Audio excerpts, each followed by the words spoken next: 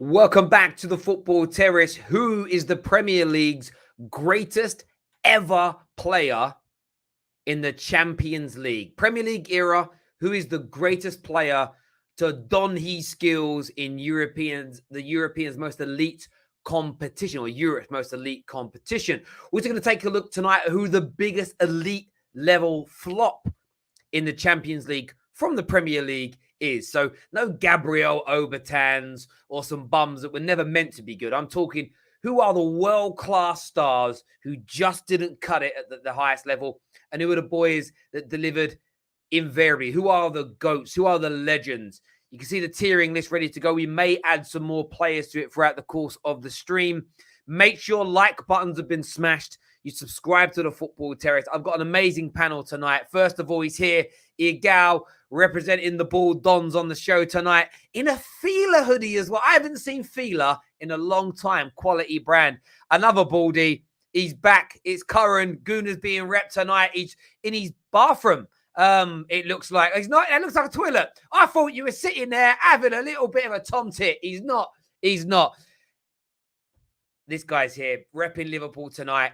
He's got the Liverpool cup out. Hussein is ready to go. And of course, one of the most knowledgeable football fans on social media, or so he believes.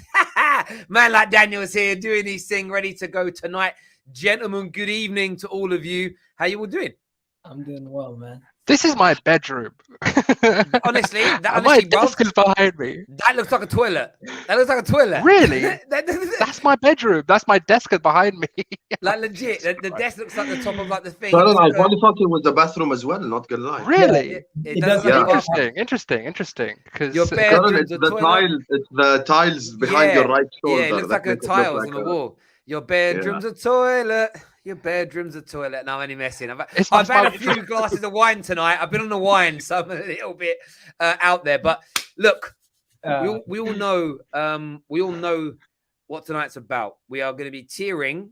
We're going to be tiering the greatest Premier League players to, do their bits in the Champions League. We've got GOAT category, legend, top class, standard, and flop. I'm going to be going to you one by one. You've all kind of put suggestions in of players that you want there, that you don't want there. Some you want as flops, some you want as legends. So I'll go by you one by one and we can start placing them tonight. Viewers, you know the rules when it comes to super chats. Get them in and get them done. And have a guess when you super chat at the secret phrase. I today got my hands, not on one PlayStation 5. I bought 3 PlayStation 5s today, people. So we've got plenty on the way to give away in our secret phrase competition as well. So have a go at the secret phrase behind me as well. But without any further ado, I'm going to come to Igal first of all, and I am going to give you... It's so hard to know where to start. There's so many good players in there. Virgil van Dijk of Liverpool. Ooh, Virgil van Dijk of Liverpool. Okay. Can I see the Can I see the slots again? Let's see. I think when it comes to Champions League, he's won 1 Champions League, so it automatically puts him above standard. I wouldn't say legend yet, so I think it's fair to say top class for Virgil van Dijk. Top class, Virgil van Dijk. I'd agree with that. I think that's fair, to be honest. That's fair. Yeah, top class is fair. I think if I'm not mistaken, he did get man of the match in the Champions League final. As well, it was either him or Alisson. Sorry, I'm unsure. Obviously, because they give like 10 different man of the matches nowadays. But I think it was probably him or Alisson. But Van Dijk that season was absolutely phenomenal. Obviously, finished second in the Ballon d'Or as well, 2 votes away from winning it over Messi. So, but I do agree with Igal. It's just been 1 season really. So you have to say top class. I think it's fair. It's very fair. He's done more than John Terry. I mean, for me, I think you put him. If it was me, I'd put him 1 above just because you win it, because it's the rest of the scale. You know what I mean? If you can't really put someone that hasn't won it above that. So if you're going to put someone that's won it in like the 3rd category, do you get what I'm saying? Like it kind of skews the scale. Because especially if he's been man of the match. So many legends. There's so many legends on that list. It's just there's going to be so many different things you're going to look at. Yeah, we might move some people a little bit later. Curran, I'm going to come to you next and give you your first pick, and I'm going to give you Patrick Vieira. This is tough because the thing is, I'm not going to be biased here. Look, as in that era that Vieira was in, we weren't really doing much in the Champions League. I don't think we got past the quarterfinals with him.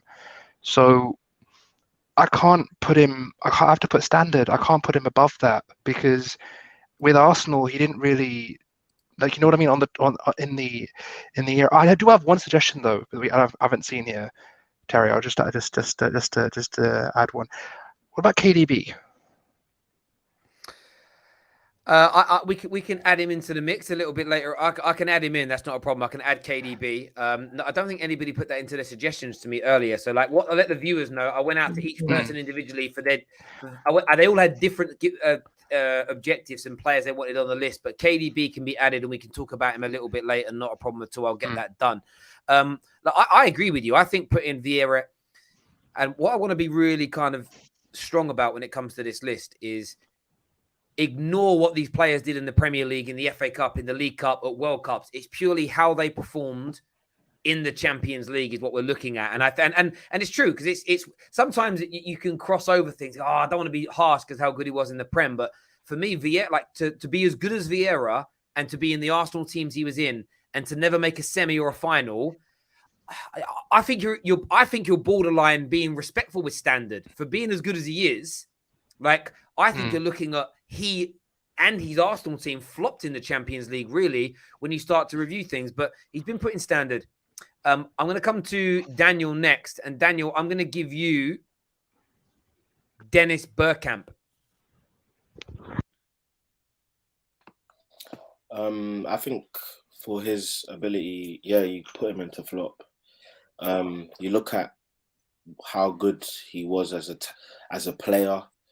He came to Arsenal in a time like there's even some. I think I don't know if it was Curran, but there's an Arsenal fan I know that's been on the terrace that even says that Bergkamp is like Arsenal's GOAT. It's not Henry. Like that's Lee. That's Lee. Oh yeah, Lee. Yeah, Lee says yeah. So like, there's Arsenal fans out there who genuinely believe Bergkamp is one of the best players, if not the best player, to have stepped foot on an Arsenal football pitch. But I think in terms of the Champions League, he flopped in terms of performances. You look at the clutch moments. It wasn't necessarily him that you look to. I look at some of his. Obviously, again, Bergkamp isn't a goal scorer, but the fact that in most of his campaigns at Arsenal, he only scored one goal. He would have one goal and one assist. I think there was only one season where he got 3 goals. Apart from that, it's always been 1 goal, 1 assist.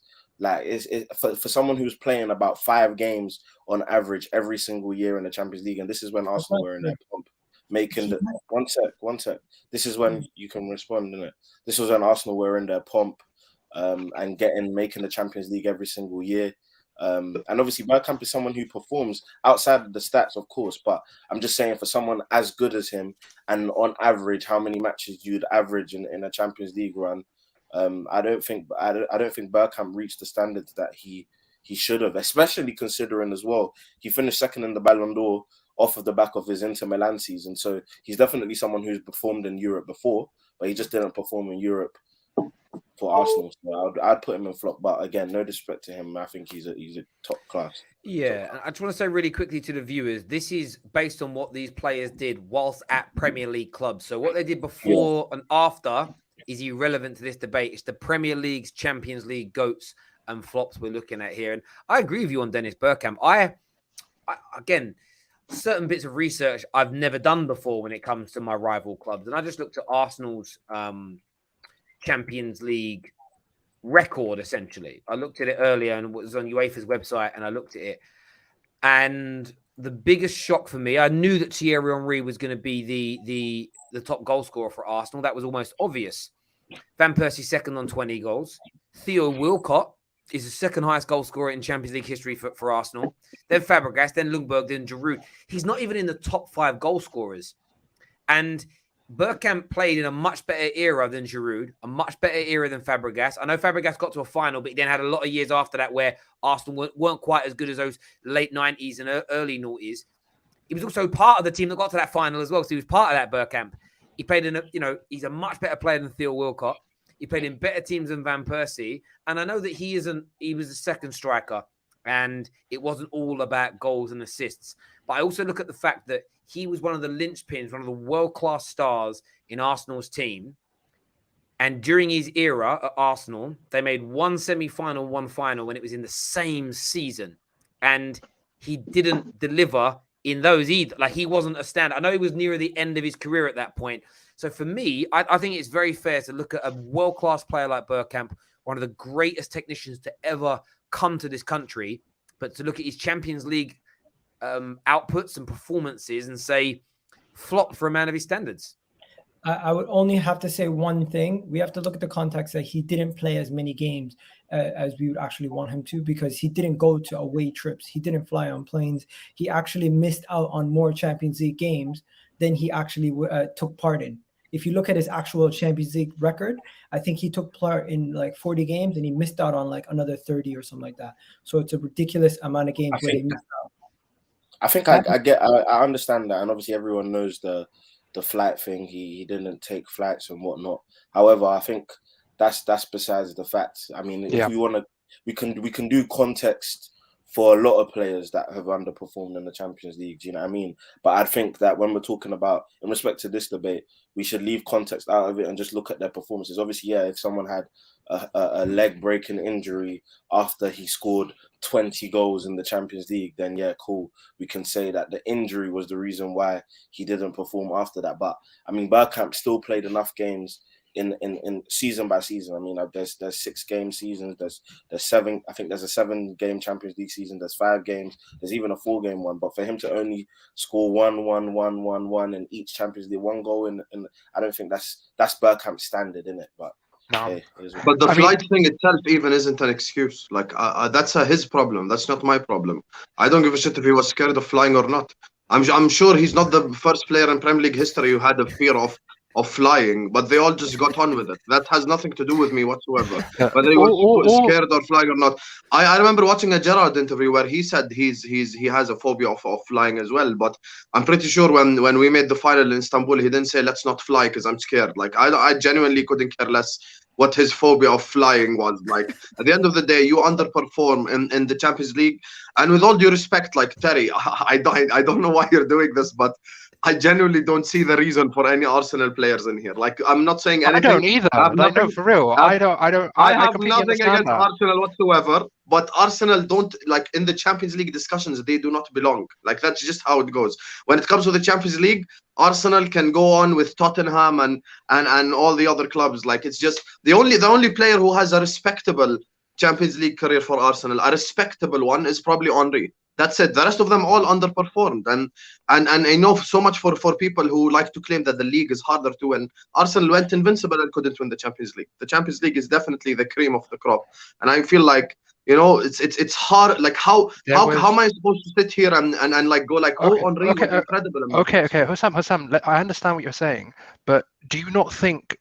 Look, Terry, me and you're a bit older here. Do you remember the early 2000s? Do you remember that? Look, when it was in the early 2000s, Europe wasn't extra. It wasn't like same as it is now. It's not like completely. The focus was always the league. The league was the focus. The bread and butter was the league. You had to really. The reason why the league was looked at so heavily was because it was the championship. It was Fergie, Wenger. That was the thing. I disagree. Europe was never an extra. Europe was never an extra. Look at the teams that won it in the early 2000s. Let me just say on that for a second. Sorry, Hassim. As a Man United fan, the Champions League in Europe holds a very special place in our heart. It's part of and I don't want to speak out of turn here, but the Champions League is part of, maybe wouldn't even exist for your clubs if it hadn't been for the Busby Babes. And of course, there was then the terrible accident that happened on the way back. And the only reason they were rushing back was because the FA essentially said, if you don't get back for your game Saturday, you're going to forfeit it. The FA didn't want English teams playing in European football. They tried to stop us. And Sir Matt Busby and the Busby Babes pushed through that and made Europe a thing. So for me as a Man United fan, I remember living in Manchester and in the early 2000s, and the desperation and the passion for that tournament was huge. Now, winning your league is also massive, and this whole thing. For me, I tend to not separate the two. I look at them both as hugely important. But I think when you look at the greatest ever clubs in the world, Champions Leagues have to be part of that conversation. Otherwise, if you got rid of Real Madrid's 13 Champions League titles, I don't think they're Real Madrid. If you got rid of Liverpool's 6 They are. Champions Leagues, they're not Liverpool. So I get the point you're making, but for me, maybe clubs, and I know again, people are going to think I'm being salty. I think clubs that haven't won it think more like that than teams that once you've won it and you taste what that feels like. Yeah, that's such a. It's I don't know what the word for it is. It's a love for it. It's a different love for it. Yeah. Until you've lost your virginity, you don't know how much you like sex. And once you've done the deed, bruv, then it's like. Look. All I'm gonna say is, I know. First of all, I get why the whole thing. We like in terms of Arsenal. I get you're all right. We should have won a Champions League. There's no excuses. For a club as big as Arsenal, there's no excuses. We should have won in 2006. People are saying excuses in the comment. It's not an excuse. The Champions League is still the biggest European competition. Okay, but all I'm saying is, and this is literally my opinion.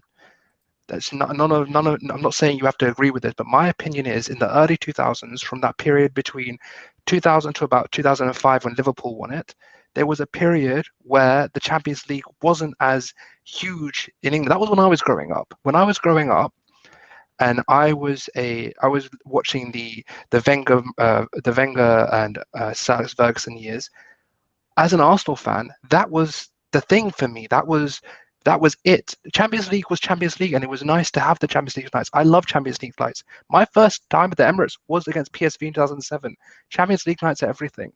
But in that early 2000 period, when we were great, that was how I felt, and it might be cap, and it might be that's just my opinion. That's all it is. You might be wrong. That's not cap in the context you're saying, because the wars with Wenger and Ferguson were incredible. But the Champions League is not an extra. An extra is a Carabao Cup, a Carling Cup. The Champions League is the cream of the cup. And honestly, without sounding, I genuinely don't mean to sound condescending or anything, but what Terry said is spot on. Until you've actually tasted Arsenal lifting the Champions League, you will understand every word we said, because it hits different. It's just like a next level feeling. Like I do get that. Boys, I want to move on with the ranking, just because there's a lot to get through before the end of the show. I'm going to go to Husim next, and I'm going to give you.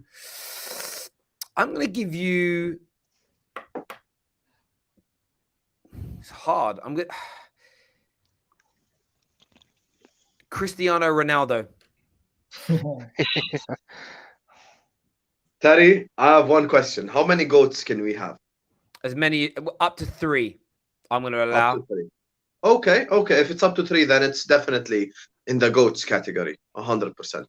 I don't think he is I don't think he's one in terms of the Premier League players, because obviously he had his pump at Madrid. Like he was like if this included Ronaldo Madrid, it wouldn't be a conversation. But when it comes to Man United, definitely he's in the GOAT category. Absolutely phenomenal in the Champions League, even for Man United. I remember the game against Arsenal as well in the Champions League, where he scored the free kick. Obviously now they just hit Rosie, but he scored the free kick against Arsenal that he had no real reason to take anyway. That was just so far off. That was a madness. That was madness. And always performed in the Champions League as well for Manchester United. So he does deserve to be in the GOAT category, hands down. And remember, he did win it as well with Man United in 2008 against Chelsea, even though he missed the penalty, but he still won it. So I'm gonna have to put him in the GOAT category. In his Man United career in the Champions League, he has 8 goals and 2 assists in quarterfinals, finals, and semi-finals and finals. So 10 goal contributions in those final stages as well. And I've only included seasons where Man United got to a semi or a final. So if we only made the quarters, none of those count. So that's a tremendous record, even for the short period of time that when you start looking at other Premier League players, there's not very many that have more goal contributions in those final stages. Scored in he did miss a penalty, but he scored in the final. And I don't think anybody's going to overtly disagree with you on that one. Back to Igal. I'm going to give you KDB. Why are you not talking? I've got to go sort my son out because he's crying, so I'll leave you not talking. Okay, we all have to agree. Kevin De Bruyne has been class for Manchester City, but in the Champions League, he hasn't delivered. And we cannot put him any higher than standard. And to the point where we could even say the season where they got to the Champions League final, right? He was an integral part to the team, but can we even put him in flop because he's this great player on this pedestal with all these other players, but he still hasn't gotten over that hump? Can we categorize him in that level? Probably that's harsh, but at this point, I'm gonna say, you know what? Just put him in standard. I don't really think anyone else could make a case. Could anyone make a case for why he would be a flop? You could make a case because they didn't win it. Same with Arsenal players, and you can look individually. You can look like again. That's what I'm about to say. I think he performed well individually, 100%. I just think it's hard to put him in flop. It's hard to say that. I mean, okay, cool. If you want to look at the final, the chance that he had to win it, if you want to put the context in there, I think he got injured. Back from an injury. No, he was coming he got back injured in the final itself when Rudiger clotheslined him in the second half. But up until that moment, he wasn't having a great game. That's what I'm trying to say. Like he wasn't because of why wasn't he having a good game? No, you tell me. Because Pep bottled it. That's why. No. Wait, one sec. You can't say Pep bottled it because KDB played in arguably his best position in centre mid. KDB played false nine that game. It was hybrid. He didn't stick to a false nine. It was a fluid formation. No, it wasn't fluid at all. And that's the reason why. Just so I'm aware, I assume you put him in flop. No, he put him in standard. Because of his production that he's had in those quarterfinals and semifinals, and he has been an integral part to the team over the past couple of years. And last year, when they got to the final, they don't get to the final if he doesn't score those 3 goals in the semifinal and the quarterfinal. And even I think he scored the first one in the round of 16, then he scored the next one in the quarterfinals, then he scored in the semifinal. He was an integral part, basically. He has improved. He has been an integral part to that team. You have to put a minimum in standard, in my opinion. I genuinely believe Kevin De Bruyne is right now the best midfielder on earth for the last 3 years. If we're talking world-class midfielder for the last 3 years, if I were to tell you the best one on earth, I'd probably say him. Genuinely speaking, I think he's just performing at some next level stuff, like in terms of midfielders in the last probably I'd say 5, 6, 7 years, obviously coming off the Gerrard, Lampard, Scholes, Vieira era. After that, it's KDB's, like who I'd say is probably the top one in my opinion. But I feel like in the Champions League, genuinely speaking, Pep bottled it, and that's my honest opinion. KDB false nine, no DM. You cannot allow KDB to flourish with his back to goal. So it's impossible. Can I ask a question about KDB? Yeah. What was his Ryan Giggs versus Juve, Roy Keane versus Juve, Gerrard final AC Milan? Examples I'm giving. What was his game like in your opinion? Real Madrid first leg, he was the captain. He got a goal and assist, and they came out 2-1 victory against Real Madrid. That was a group stage game, wasn't it? Yeah, that was a round of 16, first game of the knockout round. Absolutely. That was a round of 16. Yeah.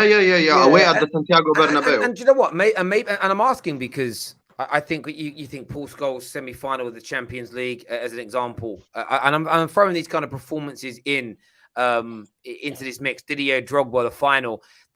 The one thing I'd say, and maybe standard is too low, maybe he does need to go into top class, is the one thing with KDB, he hasn't had a performance. It doesn't matter whether it's the final, semis, quarters, that's kept his team in the tournament that they've gone on to win. And I think that when we're going to go later on in this debate and we're splitting hairs, I think maybe standard for now is fine. And maybe we'll get a little bit later and go, actually, he needs to be sitting with there's other top class people. But right now, the only other person in top class is Van Dijk, who's won it and was man of the match in the final, according to everybody else. And how many great games did he have in the lead up to it?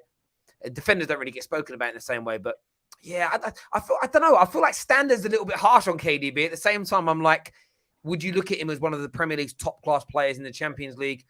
Maybe you would. Maybe you would actually. Terry, can I tell you one player that fits everything you've just said? David Silva. Yeah.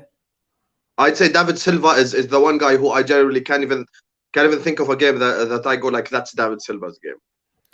Yeah, and true, and maybe that's because it doesn't get spoken about as much. A few people here are saying I'm biased. I'm really not. I'm asking a question, bro. I'm asking a question what you guys think his game and performance was and whether he should be top class. But look, we'll leave him in standard for now. Curran, I'm back with you, and I'm going to give to you, it's getting harder now, Petr Cech of Chelsea Football Club. Oh, Oh, okay. He's the only Okay. goalkeeper on the list. Yeah, no, bro, that's. Can you pull up the thing again, just for reference? Jeez. Okay. See why Curran was right all along. Putting Van Dijk in top class has just made this entire thing harder. I think this is why Curran is right. That's why I said. I mean, I didn't want to comment too early, but I know Hussein will think it's the Liverpool thing, but I just think it's too early. I mean, I know he has a Champions League, but like if he does it again now, then you now say, yeah, cool. Or you get to like the final, then you now say, yeah, he's a Champions League top class player. But I think if Van Dijk's career was to end today now, for example, and you let 10 years pass, he'll be forgotten. Not because he wasn't a great player, but because in the Champions League respects, he won't be like at the top of the list when you think about some of the defenders who have graced the Champions League. That's just my opinion, isn't it? But he's the quality player, of course. So if we're gonna do, I'm gonna put him in legend first of all because of that 2012 run, the penalty save, his performance in the penalty shootout. Throughout the years, he was always up and around there as one of the best goalkeepers in the Champions League throughout his time in Chelsea, and even for us, he started off quite well in the Champions League. Towards the end, it kind of fell off a bit, but he did do very well in the Champions League for us. So I'm not going to put him lower than that. I think he's won a Champions League and performed consistently in it, and that for me it's got to be legend for me. So I think that's fairly fair. Yeah, definitely. I honestly think am I crazy to think that last year's Champions League also counts towards his record because he was an active player? Calma. Come No, on, Igal. That's we've got a new phrase on the terrace now. We're gonna call it an Igalism. That's an Igalism. No, last season don't count, but yeah, I think you put him in that legend category. Daniel, I'm back with you next, my friend, and I'm gonna give to you Harry Kane. Here we go. Harry Kane. I mean, he's got Champions League performances, but like it's just the thing is, I think flop is harsh in it because I don't think he's flopped in the Champions League. He hasn't flopped in the Champions League when you look at his performances. But if you want to, yeah, he's like I think he's just. I think he's genuinely the definition of just standard, isn't it? Like he's a good player, yeah. Great. I don't think you can call him a flop. I think it would be very, very harsh. He's had a number of performances in the Champions League that are more than enough to not consider him a flop. What, Harry Kane? He performed against Juve in the Champions League. Where they lost? Yeah, but he still played well. Okay, bro, come on. You're putting on. Are you talking about it's in the history of the Tottenham game? You wait, hold on. Listen. My point is, is someone a flop if their team doesn't do well, but you can still perform well? Look, I'm sorry, I'm just asking. I get your point is valid. That's fine. But if you look at that run, was it Kane or was it Son who performed in those? And games? Lucas Moura outperformed him as well. And Lucas Moura outperformed him as well. Fair, and Daniel, you put Bergkamp in flop. So how can you put Kane in standard? No, because Bergkamp's flop wasn't about Bergkamp. I'm not looking at the players. I'm talking about output and production. In the champ, I know, and I agree with Bergkamp the flop. Yeah, that's fine. Output and production in the Champions League, it like literally it blitzes Bergkamp's output and performance. Okay, so we're only going based on output. Remember that. No, who said that? No one said that. I said output and performance. I know exactly where you're going with this, and I hope Terry gives me this player because I'm about to burn this shit down, honestly. I hope he gives him to me. But I'll tell you this, bro. When it comes down to it, Harry Kane's best run in the Champions League, he had a torn ankle and he had a ligament injury. He missed 4 games. He missed 4 games. Right? And then in that whole group stages to get to the final, in his whole time at what do you call it, at Spurs, I think he has 2 goals in the group stages, once against Juventus, once against Dortmund. And on top of that, the year they got to the final, he came back injured, cost him team the final, gave Liverpool their next and got pocketed in the final as well. He got pocketed in the final. Let's not even talk about him, man. He did. Realistically, By Matip as well. he hasn't done nothing but be a fat track bully in smaller teams in the Champions League group stage.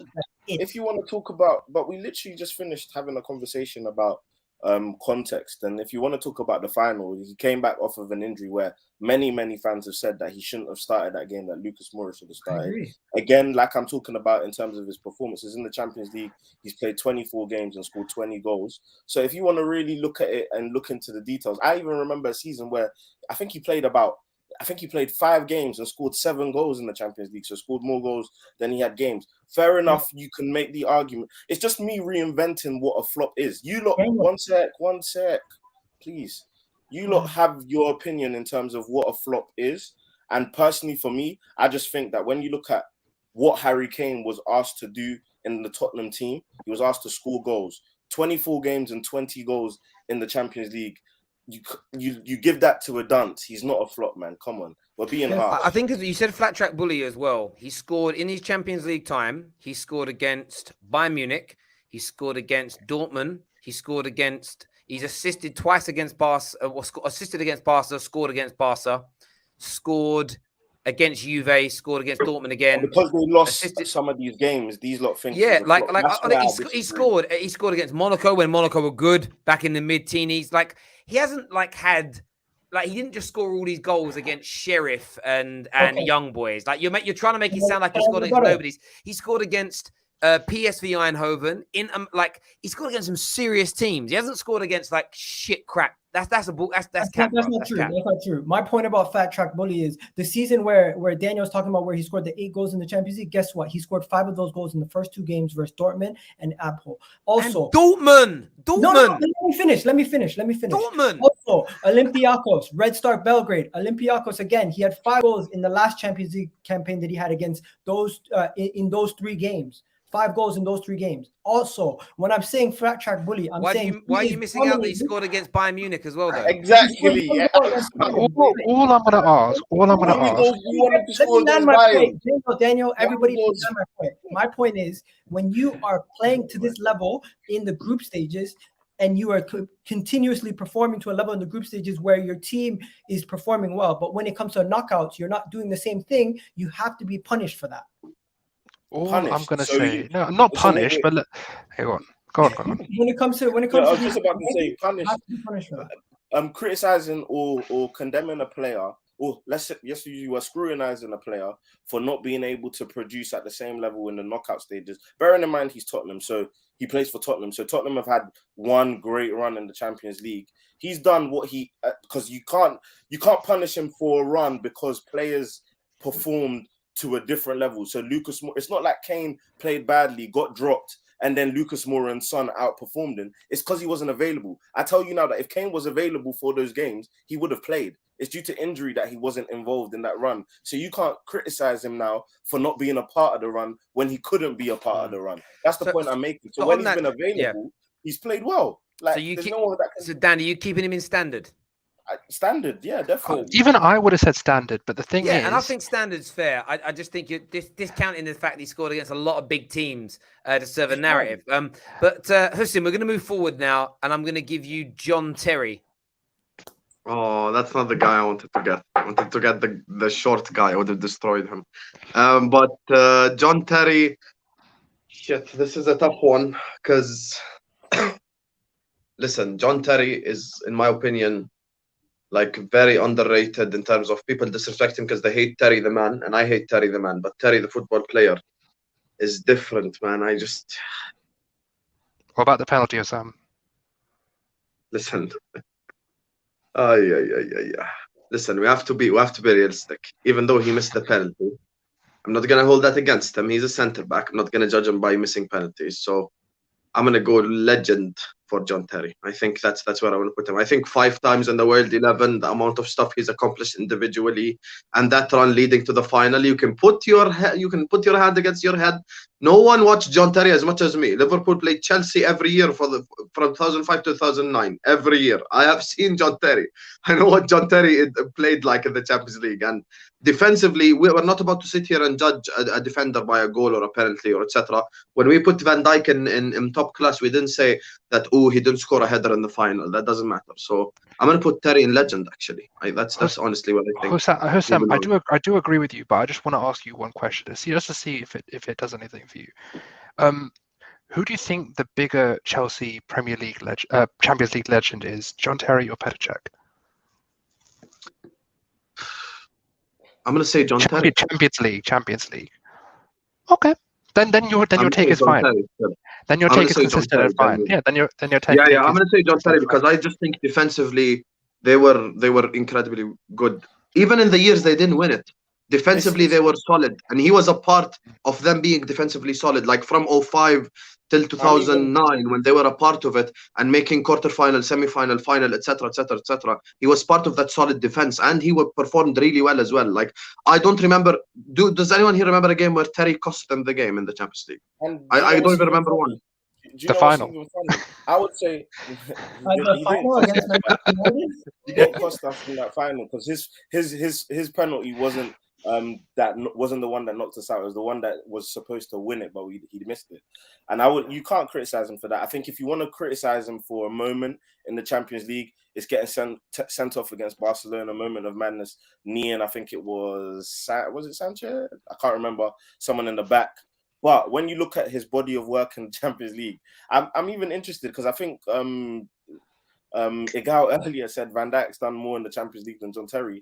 That's the biggest lie ever. Like, I mean, we're looking at their body of work in the Champions League. John Terry, UEFA Club Defender of the Year in 7, 8, and 9, and 2005. Now you want to use individual awards? Wow. No, because we're looking at the Champions League, bro. So obviously that indicates how well he performed in the Champions League. It's not looking the individual awards for me when we're talking about the legacy. That obviously adds a part of it, but that's a different discussion. Obviously, I know you want to have another divert. I'm even happy that you brought it up because you were the one that brought up the individual awards first. And obviously, I said 5 times World 11. That's incredible. That's not something to look down. And you want to talk about big performances. You look at the times we beat Barcelona early on. Everyone thinks about the later ones. The times we beat Barcelona under Mourinho, he was colossal in those victories. So John Terry is one of the greatest defenders, especially in a time where we as fans all valued and rated defenders more than we do now. You look at the Maldinis, the Nestas. He grew up in that time. He was playing in the time of the greatest defenders, and he was making those best Champions League teams. So easily a legend. I'm just going to say this about John Terry. The man, he in 2 finals, one he didn't even play, the one you guys won in, and the one that you guys he did play in, he missed a game-winning penalty. So I'm just saying, like, but he was outstanding in that game. Ronaldo also missed the penalty. Put him in legend. We have to see where it stacks up at the end, because in my opinion, he's a notch down. He should be in the same level as Van Dijk.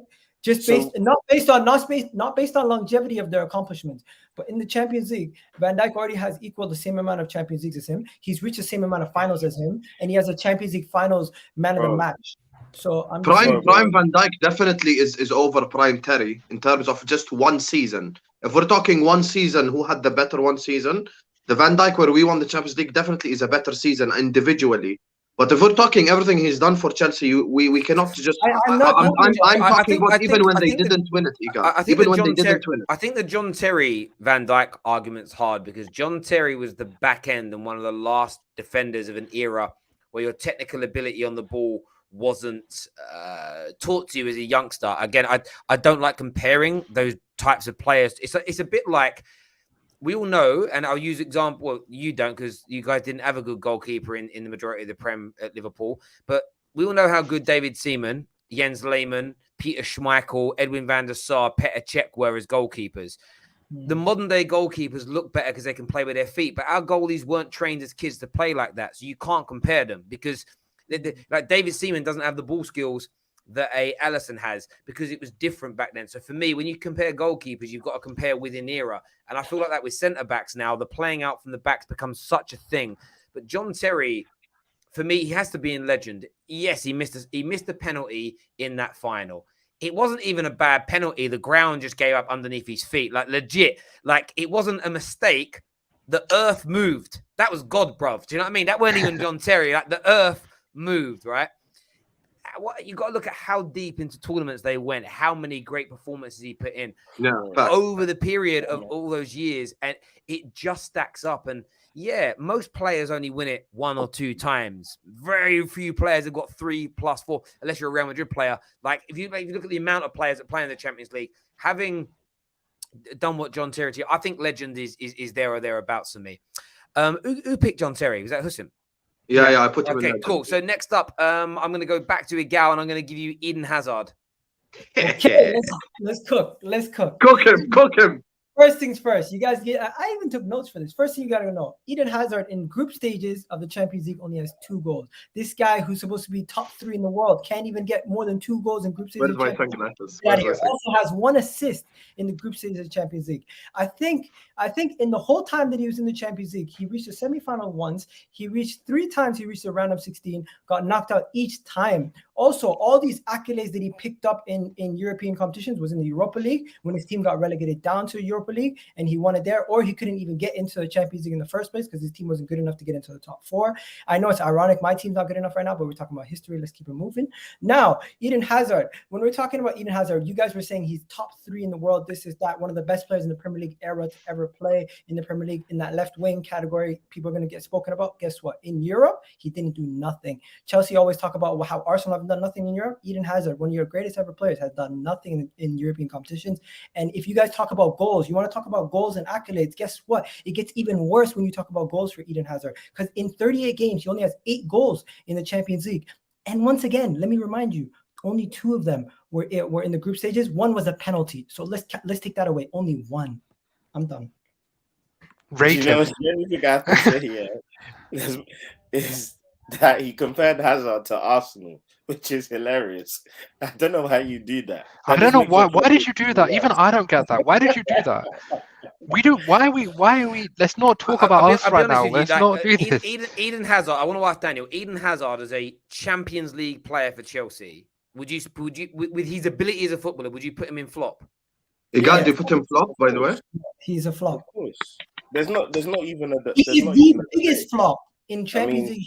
I don't know. Terry, he has less knockout goals than Theo Walcott. What are we talking about right now? I don't think he's the biggest. Yes, he is. Name a bigger flop. Let's wait to the end. We'll get to the end. I'll say who I think is the biggest personally anyway. Cool. So we're going to move forward. Curran, you're getting the next pick. By the way, Dan James has more goals, Champions League goals than Hazard. I don't know if that's true, but it's probably not true, but there's a joke. Oddly enough, Mason Mount has a better Champions League legacy than Eden Hazard, is what Miguel has got to say there. I'm going to go to Curran next. Curran, I'm going to give you Paul Scholes. Ooh. Boo. I'm going to say this. I mean, Paul Scholes for me is one of the biggest, best midfielders in the history of the Premier League, and I would say in the Champions League he did well as well. I mean, he won 2 Champions Leagues. The longevity of his career, the amount of times he's got through with Man United. I would put him in legend. I don't think I can put him in GOAT because that's for the top class. But in terms of what he's done and the longevity of his career, the amount of times he's performed in the later stages of the Champions League, I think legend is fair. I don't think. I mean, feel free to disagree, but that's just me. Are we not going to talk about the fact he only played in 1 final out of all the finals they got to? Yeah, look, I think you've got to look at it in 2 things. The only reason he didn't play in 1999 is because he was suspended, and that rule has now been since changed. For discipline.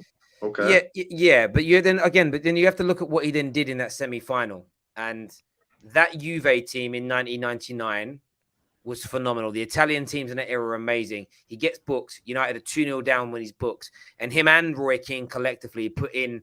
Roy Keane gets the plaudits for getting the goal, but the performance from them two players in that game to get Man United to the final was just exemplary. It really was. He has 5 goal contributions in quarters, semis, and finals, leading to only semis and finals that Man United appeared in. He didn't play in the latter 2 Champions League finals, but he was in his mid to late 30s, and a lot of the other legends and people we're talking about on here have retired by the time Paul Scholes was sitting on a bench. And by the way, contributed still to his team getting to a Champions League final. So it's a bit like, it's true. It's a bit like me saying Gerrard's crap because he wasn't even in the Liverpool squad that won their last Champions League when he was about the same age that Gerrard, that he was about the same age 3 years ago that Scholes was the last time he sat on a Champions League bench. So that's not Gerrard's fault. He was sold because he wasn't good enough anymore. Scholes was still good enough to be part of a Premier League winning team and a Champions League team that got to a final of a tournament. That isn't his fault that he was old at that point. But when you that's not true though, because Gerrard isn't that much older than Scholes. I'm being a little bit facetious with the facts there, but he was in his late 30s at that point. I'm not going to suddenly undo a 20-year Champions League career because he didn't start a final at 37 odd years of age. At the end of the day, with Paul Scholes, he's got 2 Champions League winners' medals. He had 2 of the best individual performances in semi-finals from a midfielder to get his team to finals. Juve away, and then that great Barcelona team that we were the favourites to final the year later because how we played against them in that semi-final. Juve away, you're saying Scholes? Over 2 years. Sorry?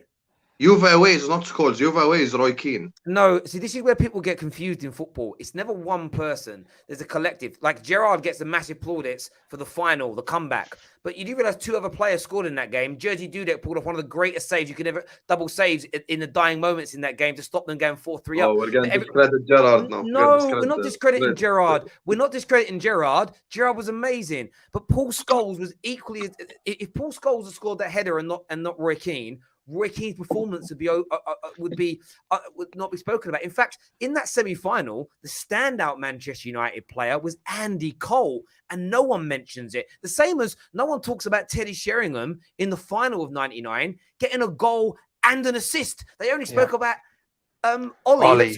That scored the winner. This is what always happens in football. We focus on one person. Paul Scholes in both semi-finals that he played and started in was majestic. Scored one of the best goals in the semi-final. He wins 2. Anything below legend for me is disrespectful for Paul Scholes. I was never going to put him in anything below legend. It was always going to be legend or GOAT. And for me, it's only Ronaldo and maybe someone else who I think we're going to get to for me for GOAT. And it's between those 2. If there was a level between there, that was where it would go for me. I hear you on that. Okay, Daniel, we're back with you next, and I'm giving you Frank Lampard. He's a legend. He's a legend, definitely, easily. You look at a lot of the. Again, someone with no Champions League pedigree trying to give his take on players that have immense Champions League pedigrees. Come on, man, leave it. Frank Lampard is a legend, man. You look at some of the, and you want to talk about nuances and performances. You're going to see so many performances where Lampard was instrumental to comebacks, to victories, without getting the goal or the assist. He'd probably get the goal before. Like, for example, you look at the Barcelona semi-final in the 2012 run. He played that fantastic reverse ball that people forget that released Ramirez. Ramirez wasn't even in shot. You know how Arsenal fans used to do that Ozil against, who was it, against Norwich? Or someone, who was it in the Premier League that Ozil does that pass where the player's not even in shot? Yeah. Now I'm talking about someone who did it on the biggest stage against when Barcelona were probably that Barcelona team. I still think is the best team I've ever seen in my life. Pep Guardiola's Barca, and that's what we did to that team. You look at the pass he played to Ramirez in the same tie, but in the second leg. Nah, hey, I'm actually deep in. Frank Lampard is crazy, man. That guy's just, and you know what's funny? Like it's crazy how like now, and obviously I've fallen into the trap. How we now compare Lampard, Gerrard, Scholes, it's that age-old debate.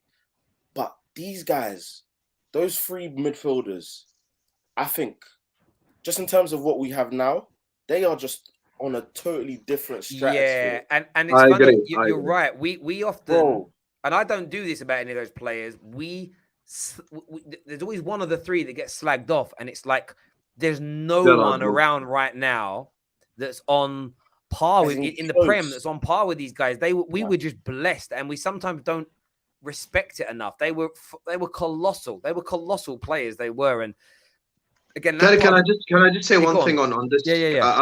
I just want to say one thing. You see, with Lampard, Gerrard, and some Premier League midfielders, players, etc. I feel like when we have discussions, the same way now Premier League players are overhyped, overrated, whatever it is. People just like to push Lampard, Gerrard, Scholes, whoever it is, Kane, Vieira to the side when like discussing the likes of Modric, blah, blah, blah. I remember being on a space and telling people that Lampard, in my opinion, is a better player than Modric. And a few people just went mad, like, oh, no way, you're saying he's better than Modric, blah, blah, blah. And I was just thinking, like, have people not actually watched Frank Lampard? And the only reason I want to shit on Chelsea players is because obviously me and Daniel have a thing going on, but I can't with Lampard. I actually rate him. You do not. Listen, Daniel. If when my guy comes up, you start capping. I swear to God, Daniel, it's just gonna be bad. I'm so like, it's definitely a you thing. It's not. I am not involved. It's 100% a you thing as well. Anyway, Lampard, brilliant midfielder, and I think gets pushed to the side when discussing. When they ask me top 5 midfielders I've seen, I put Lampard in top 5 midfielders. People are like, "Oh my God, you're putting Frank Lampard," like as if he's just some like normal player. And I think Lampard was absolutely incredible. And Daniel failed to mention the goal he scored against Liverpool after his dad died. I think the thing is, if I mention that now, mom died. Sorry. I just decided to keep it short and sweet because I believe, obviously, maybe apart from Miguel, and he'll give his take on it, but I believe it's consensus that he is a legend. And the reason I didn't need to bring up all the important, I just brought up what I think was probably the most prevalent in a lot of the people in the comments' minds, and I think the biggest because it was against one of the best teams we've ever seen in history. I don't need to bring up Liverpool, like, because if I do now, I've got. No, but you have to because we have the wars. That's the wars. The last 5 seasons in Champions League. That was mad. Still, that was mad. It was. When I Terry, you gave him his legend. You better give me my legend, Terry. You better give me my legend, Terry. I need my legend. I need to speak. I need to speak. Listen, when I talk about who I think is in the GOAT, because we said there's 3. So now when I talk about who I think is in the GOAT, you'll see the whole shebang come out. Okay. I swear to God. I'm just gonna say this: Lampard is a legend, Premier League legend. Even you can put him in the Champions League legend. But I'm just saying, if we're having categories and we're ranking them, he deserves to be in there. I was just trolling, honestly. But when it comes to GOAT conversation, he shouldn't be touching the GOAT conversation. We didn't say that. No one said that. Okay, because I thought you were putting him in GOAT for a second. My mistake. No, put him in legend. Hussein, I'm going to go to you next, and I'm going to give you Thierry Henry. Oh shit! Now I have to stay. Yeah, giving me Arsenal players, man. Can I see the list again? Hussam, Terry. Let me just remind you, Real Madrid away. Terry. I'm about Valencia. Don't worry. Sorry. Yeah, go Dan. Now we're gonna see the revisionism. Just watch. Now I'm not gonna be revisionist at all. I've been fair this entire time. Not you from the Arsenal. Oh, them. Okay. Look. Danny, can we just see the list again? So it's basically flop, standard, top class, legend. Okay. I'm gonna say this. Has Thierry Henry won the Champions League with Arsenal? No, he hasn't. Did he miss a chance in the final? Yes, he did, and he sold an entire generation a dream. But if we're being completely honest, Thierry Henry, even with Arsenal, has had iconic moments in the Champions League. I'm never going to be able to disrespect Henry in the Champions League. You see players like Kane, Bergkamp, etc. I can say they underperformed. But with Henry, like the finals record, him not scoring in finals, obviously in the Champions League final, he didn't score. Like, I'm struggling, if I'm being honest, I'm struggling between standard and top class. A part of me is thinking top class is a bit too much because he didn't win it. The only reason we got to... Let me throw this into you, though. Mm-hmm. Harry Kane has 24 Champions League goals in 24 games. Okay. Thierry Henry's got, I think he's got 35 maybe more, maybe 39 Champions League goals. He's got more goals in definitely more than 24 games. He has one goal in quarterfinals, semi-finals, and finals in seasons that went to semi-finals or finals. And I think when we're looking at this list, we're talking about the greatest of the greatest. Thierry Henry in the Premier League, even if Mo Salah keeps doing what he's doing now for the next 10 years, even if 3 or 4 more players come in and break Henry's records in the next 20 years, Henry will always be remembered in the Premier League as one of the greatest to ever do it. In 100 years' time, Henry's name in the Premier League will be spoken about. When it comes to his Champions League record, remember, he is a goal scorer and a creator. I wouldn't put him at... It's hard, really. Bergkamp, his performances and outputs and everything he won, put him into flop. And Bergkamp was looked at as world class. He scored lots of goals. But based on what... Terry, I'm going to say standard. Igal was saying earlier, like, how's he not flat track bullied as well? When it comes to the actual big games and big moments, like you said with Harry Kane, he didn't deliver, nor did Thierry Henry. So those other goals, based on Igal's logic, mean that Henry's got to be standard, if not a flop. Look, and also, okay, and no, Terry, please, twice the player of Kane. I understand, but Terry, let me just defend my guy for a second, because there's something that needs to be said. Thierry Henry against Real Madrid has one of the best individual performances I have seen as an Arsenal fan in the Champions League. He was the main reason we got to the Champions League final. Him and Fabregas, that duo together, was the reason we got to the Champions League final. It's not like he has no individual performances. He reached the final, we got a red card, and the game changed. And yes, he performed in that final, fine. I understand that. You can't put him any higher. He got an exactly. Thank you, Igal. He got an assist in the final. He got an assist in the final. But the fact of the matter is there are. Karen. So where would you put him? I put him in top class. I don't think that's a. I don't think that's the third. That's the third. A player that got to one final and one semi-final, both in the same year, didn't score in a quarters, a semi, or a final. Yes, you would put him in top class over play. I don't know over who? Okay. So think about the people that have been standard, right? Kane, Vieira, and there was one more.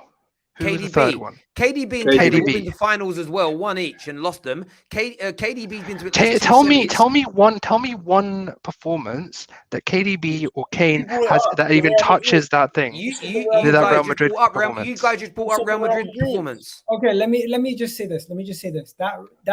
That season when we went on the run, it wasn't just a Real Madrid game. Against Juventus, he had a goal and an assist to win a 2-0 game in that Champions League final to get us that run. Villarreal. Terry, have you locked in my answer yet? Obviously, against Villarreal, we didn't do what we did. But I'm just going to say this. Thierry Henry, if you want to criticize him, make fun of him for not winning the Champions League, that's perfectly fair. But you also have to look at the fact that the early years in the Champions League that he was playing, it was when they did that crazy rule where they had so many games chunked in the late 90s, early 2000s. That was weird. So it's not revisionism. It's not revisionism. When we're looking at the games, when we're looking at the games, now you play 13 games in the Champions League. In the group stages at that time, I think they used to play 3 times each team. You see my issue now. Okay, cool. You can contextualize it as much as you want. At the end of the day, do I add anything than what I was on? You can contextualize it as much as you want. At the end of the day, it's the matches and the teams you play and who you perform against that matters the most. I wouldn't have even said a word about Henry being. When you said top class, I wouldn't have even said a word about it. But the fact that you were even thinking about Kane being a flop, that's the reason. I didn't say that was him. I said Kane standard. If you listen to me, I said Kane standard. I'm just speaking. Listen, Terry. Let me just make. Go back and listen. Go back and watch. I said Kane standard. I've listened to every single one of them, and genuinely speaking, I wanted to put him in standard, but I'd say top class. I'd say top class. Yes. I'd say top class. Yes, I'd say. I think that's harsh. To be fair, he has less goal contributions in the final stages of the Champions League, quarters, semis, and finals than a holding midfield player in Paul Scholes. No, but listen, Arsenal. If you look at Man United legends, again, a few people are saying he won the Champions League. This is when you're in the Prem. Wayne Rooney, 11 goal contributions at that stage. Cristiano Ronaldo, 10. Ryan Giggs at that stage of the Champions League, 15 goal contributions at that point. Henry with just 3, and he hasn't won it. I'm being really consistent here. To not win it and be considered top class, I don't compute for me. I don't compute. Look, maybe it's bias. Maybe it's bias, and maybe I'm being completely out of order. I completely understand that. It's not bias because I'm a Liverpool fan. I don't support based on that logic, if Harry Kane keeps scoring at the rate he is, he can become the Premier League GOAT without winning it. No. We're not putting him. That's a good point. No, that's a good point. Yeah, no. Harry's actually raised a very good point here. But Thierry Henry doesn't have like groundbreaking numbers. I'm saying if Harry Kane was to break Alan Shearer's record of most Premier League goals, which he could. We saw what he could do tonight with a team that he's happy in. No disrespect, Spurs. Like, he's scoring goals. None of us would consider him like one of the greatest until he wins it. So even top class, we've got a man in VVD that's won it. We've got other players still to come that we know are going to end up in top class who have won it twice. I think Henry being in there in terms of his Champions League career, I think top class is too much. When Patrick Vieira, you've put in standard, and you put Bergkamp in flop. Why does Henry... Is Vieira in standard? Yeah, he's been put in standard. Yeah, I think it's disrespectful to those two men. Bergkamp didn't do as much as Henry for Arsenal. Let's be honest. Yeah, but what did he do? He stat padded. The thing is, the number. Bergkamp did not carry us at all in the Champions League. But what did Henry's carrying lead to? Did it lead to winning the tournament? How many finals did he get to? How many semi-finals did he get to? The numbers you're using for basically in the quarterfinal, semi-final, etc. I think it's an unfair, in my opinion, because they only got to the final once anyway. So but that's the point. If he scored in more quarters and semis, they'd have got to more finals. You know you and me look at football differently. When I compare individuals, I'm more about the individualism of the player. Unless he has a massive carry job, like what's his name, Ballack with Leverkusen, for example. Okay, like that's a carry job. Right? I mean, you guys are saying top. Well, we've got to move on to the other people. You're saying top class. A lot of the viewers are saying top class as well. I'm gonna say top class. Some are agreeing with me. Look, a few people are asking why they're not more Man United and Chelsea and Liverpool players on this list. So again, let me just break the rules down.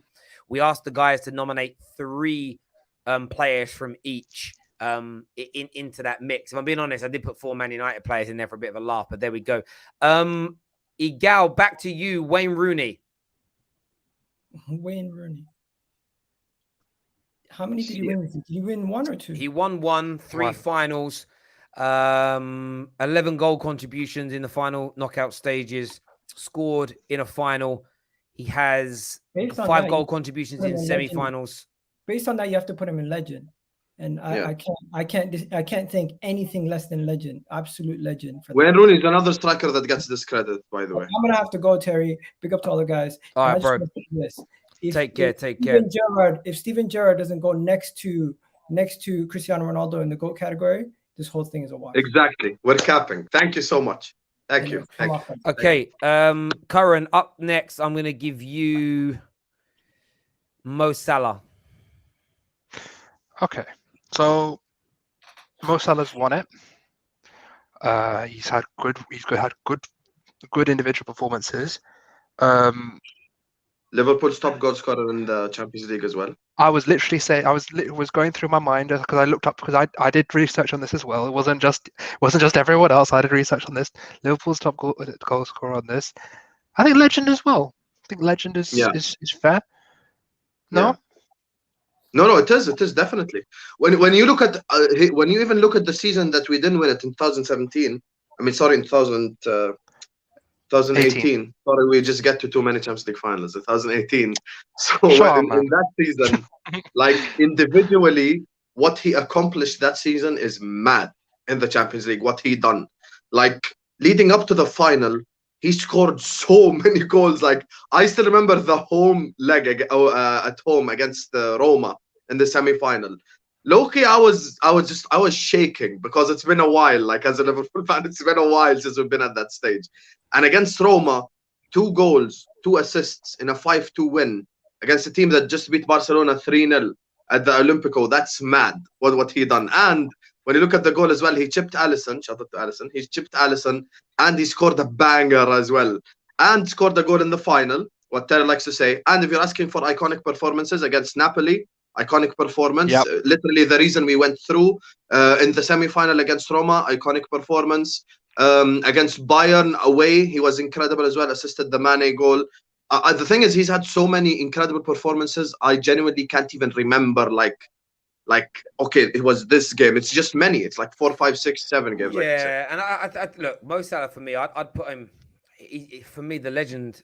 Everyone knows what I think of Mo Salah. I think he's phenomenal as well. If he hadn't got into a wrestling match with Sergio Ramos and foul and lost that, he might have done even better. Do you know what I loved about him getting? Not I loved about him being injured, but I loved about that is how Ramos got blamed, but it was Mo Salah that started the fight. Like he grabbed him first, and it's one of them ones. Man, chat shit. He got banged, and everyone was like, "Oh no!" Big up yourself, That Joe. final, everything went wrong, man. Everything went wrong. The only thing missing was the red card to Liverpool. Like it was it was a mad final. Daniel, I'm going to you next, and I'm giving you Philip Coutinho. In fairness, this was we can skip Coutinho. That was a gal's pick for Liverpool's flop player. Flop, I would agree. I'd put him flop as well, even as a put in. So we'll move to another one. He ruined his life by leaving to Barcelona. Absolutely useless player. Put him flop, man. Didier Drogba, Daniel. Oh yeah, you can have 3 goats. He's a goat, man. Talking about Premier League goats. I'll tell you why. He performed year in, year out in the Champions League at Chelsea. Yeah, I mean you can go on and look at the stats if you want to, but I will use the time to focus on the iconic performances. He was iconic. The amount of times that he bailed Chelsea out time and time again. You look at performances in the early Abramovich reign against Barcelona, in the group stages against Barcelona, in the knockout stages, gets the winner in that one. I remember the 2 goals against Liverpool. Obviously, Hussein remembers quite clearly at Stamford Bridge, taking us to our first final. Then he repeats it the year after at Anfield, gets a crucial goal then. You look at the goal, Terry's experienced it at Old Trafford. Vidic, he had Vidic was looking at his number. He obviously scored a great goal at Old Trafford. You look at even the run in the final. I mean, there were some brain dead moments. I mean, committed the penalty in the final, Bayern Munich. I believe he committed the penalty as well against Barcelona as well, if I'm not mistaken. But at the same time, you look at the run. You just look at what he did against Barcelona. He scored at Stamford Bridge. You look at the goal of. I mean, I'm gonna get there, but you look at the goal. He opened the scoring in the Napoli comeback.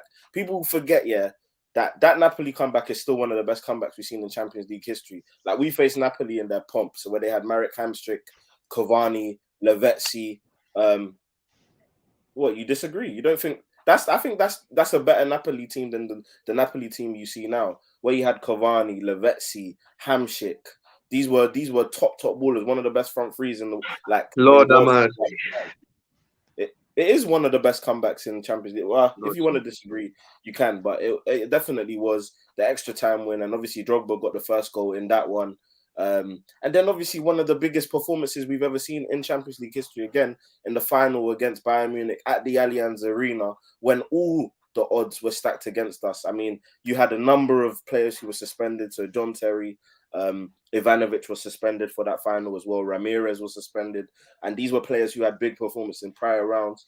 And you obviously had to rely on someone like Didier Drogba, who had to perform. I mean, a lot of people remember that final for Bayern dominating, but it's just the sheer willpower. If you're talking about carry job and dragging teams to victory, this is an example. I mean, Drogba scoring that header, literally coming up clutch against, I think Neuer, I would argue, was probably... It was Neuer, but all I'll say is, I agree with everything you're saying, and he should be in that category, but all I will say, it's not really a carry job because of one moment. Do you get what I'm saying? It's not really a carry job. No. And what I was going to say, it was that in terms of that game, what everyone will remember is Bayern Munich dominating that game. But even when Chelsea's best moments came through Drogba, that's why I was saying... I understand that, but like... Holding up the ball. Yeah. Of course, I'm not... It's the reason why I mentioned the moment as the carry job is because that's what people will remember. Oh, okay. I get it. Gotcha. You want to look at the game as a whole, everything went through him. Yes, you might argue the tactics in that game were horrendous. However, he got the job done. And there's so many moments throughout his Chelsea Champions League career that I could mention. I think I've mentioned the good ones, good enough ones. So I think definitely, if we're talking about three GOATs, he's definitely on there in terms of Premier League ones. Fair enough. There's a super chat here that says, Terry, you should randomize your polls like at least favorite first. Yeah, I don't get to scroll how it does, but currently the poll on the channel is who is the greatest Champions League flop from the Premier League. Ruud van Nistelrooy on 13%, Bergkamp on 11%, Aguero 33%, but Thierry Henry leading the way with 43% of the vote. I think people look at Henry as the greatest ever of a player that didn't deliver enough in the final stages or in a final, and it's one of those things where it probably goes against him as a big heavy weight. Does that make sense? Because of how good he was, you expect, one of the things where Zlatan Ibrahimovic not winning one, it kind of goes against him a little bit. People always use that. The only player that doesn't really get labeled with it is R9. Every other player that doesn't have a Champions League gets it kind of thrown in their face in that way.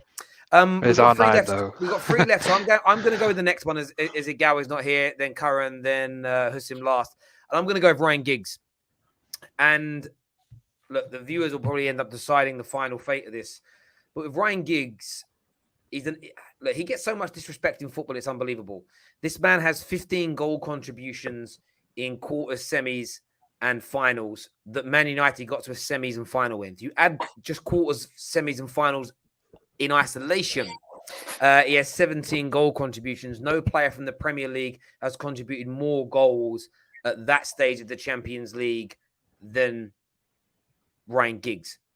He's won 2 Champions Leagues, and yes, I know the final against Chelsea he didn't play, but that isn't his fault. He came on, did well in the extra time period, and then scored a very important penalty. We were all digging at John Terry earlier for missing the penalty, and that's one of the reasons why some said he shouldn't be higher. Ryan Giggs scored. At the same time, he holds lots of records, appearances, and everything else, lots of assists, lots of goals, etc. for a winger in that position, and he has those performances. Goals and performances against the likes of Bordeaux and Deportivo. And this was when the likes of Bordeaux and Deportivo were quality teams. So youngsters, don't be thinking Deportivo, La Coruña have always been a bad team. Bordeaux have always been a bad team. They have not. Champions League quarterfinal performance against Chelsea. An assist for Wayne Rooney's winner at Stamford Bridge, and then 2 assists in the game at Old Trafford a week later to put Man United through to the semis, which was then against Schalke, which he then got 2 assists in to get us through to the final, which he then assisted in. We just weren't good enough to beat as a team Barcelona at that time, and he did that at 37 years of age. You go back to the late 90s, his goal versus Juve in the treble winning season, his performances against Barcelona in the treble winning season, the fact that he got moved onto the right hand side when he had no right foot in the Champions League final, held his own and assisted in that Champions League final. His performances, for instance, against Juve, I think it was 2003 in Turin, as a standout performance, the level of goals, the fact he's won 2 Champions Leagues, availability, according to Daniel, is the best ability, and he helped Manchester United maintain a stellar record. Only 2 campaigns, you would probably argue, under Fergie were really below par. Best goal contributions in the final stages of the comp. I just don't think it can be looked at as anything other than a GOAT in this tournament. No one in the Prem has won more of them. No one in the Prem has more goal contributions in the final stages. Nobody's been to more semis and finals than him as an individual, and he's contributed in each and every single one of them. He's got clutch moments. He's got the trophies. He's got the longevity. He's got the individual standout man of the match performances in many great games against many big teams. He's a GOAT. He's also been voted twice by UEFA into their team of the century and the team of the era that he played in the right wing. So even when it comes to Husim's favorite personal awards, I fully converted you, Terry. I love it. You have converted. I just use it to my advantage when you're on a show, to be fair. And I just don't think, like, Ryan Giggs, there's a lot of things about Ryan Giggs people don't like, the same as John Terry. But as a player, he's had a phenomenal career in the Champions League. I just don't think it can be debated. No one's going to debate it.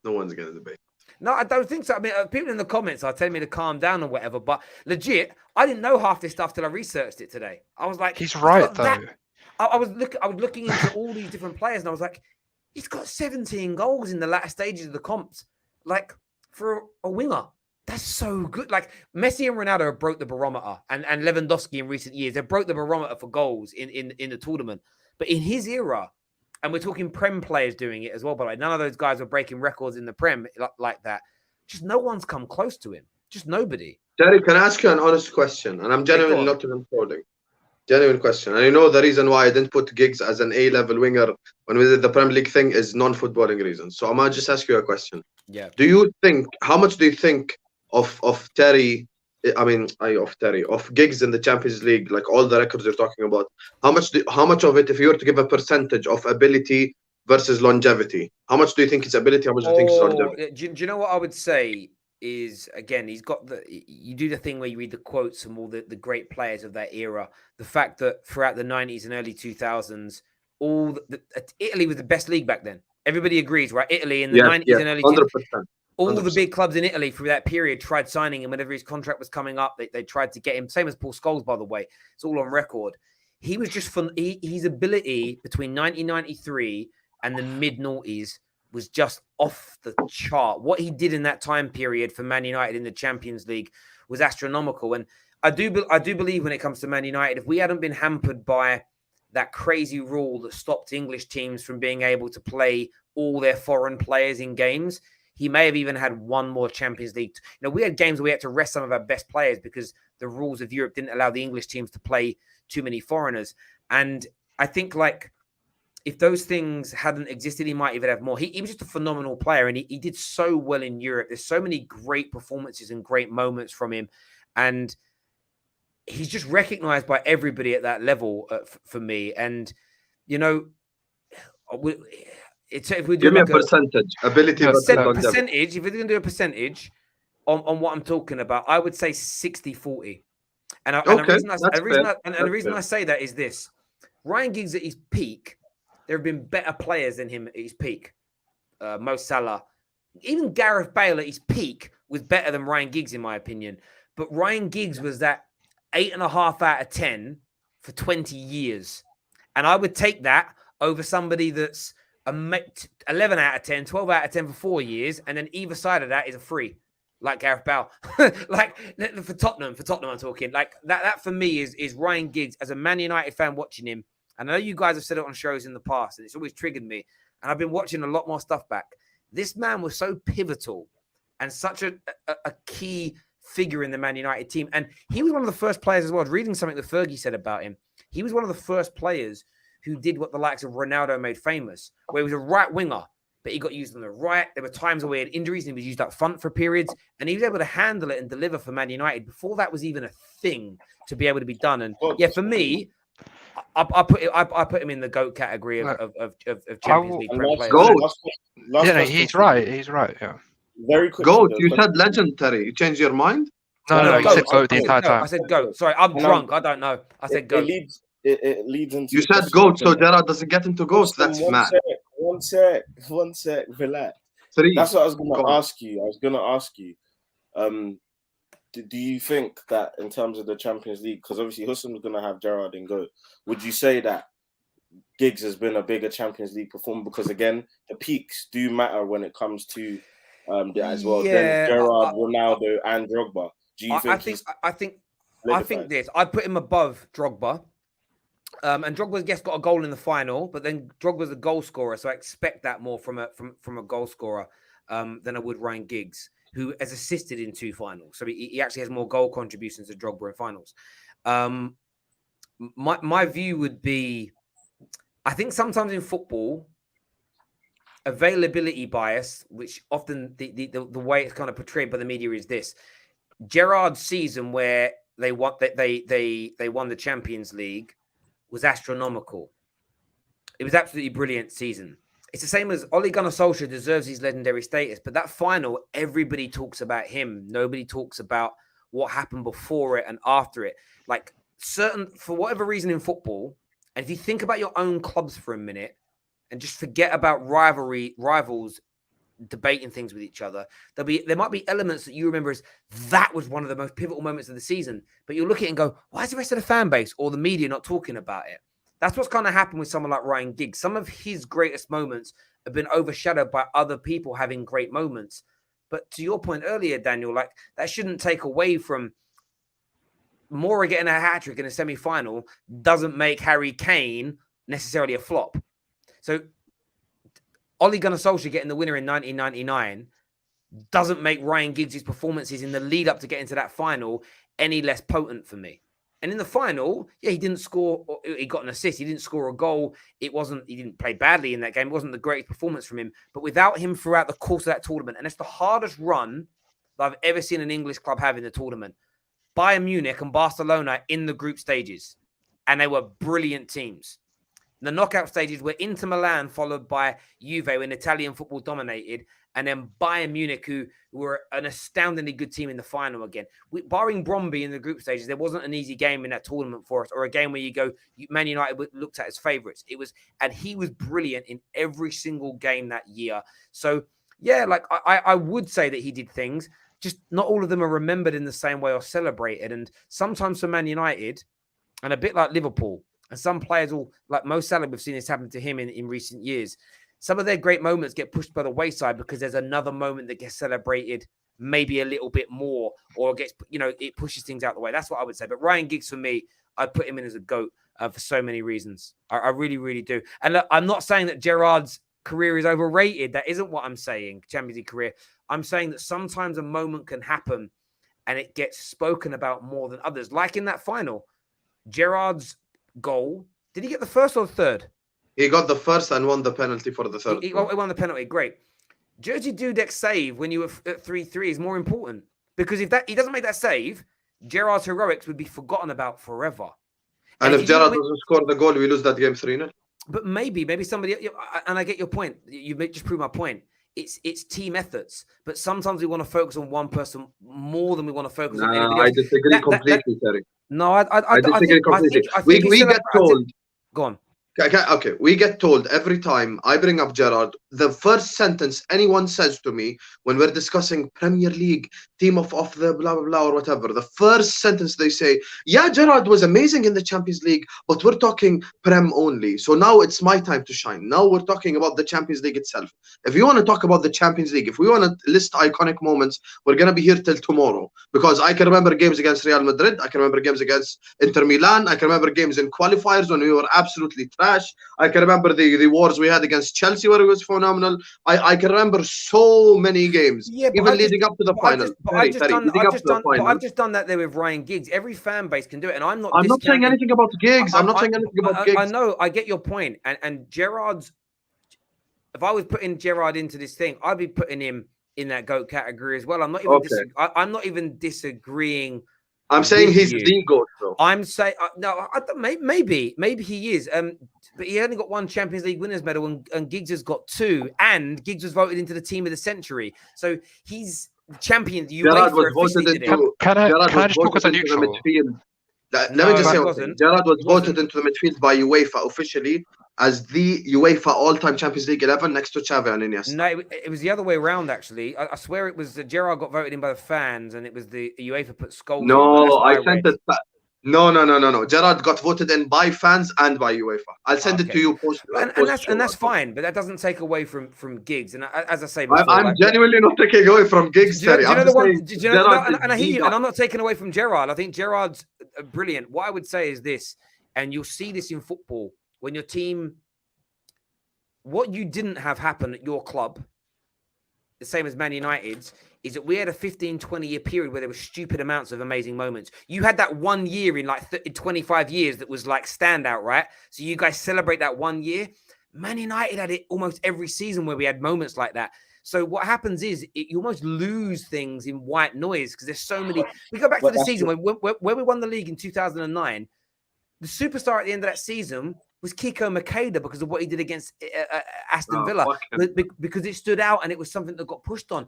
But people forget in that game, it was Ronaldo that got a brace, as an example. But sometimes a story gets picked up, and Gerrard had that story behind him. And I wish now, with hindsight, that Giggs and Scholes were the story more often. We weren't always. Rooney was nearly always the superstar. Beckham in 99 was the guy. Why? Because of what happened at the World Cup and the effigy, and he was married to a Spice Girl, and he was always the focal point.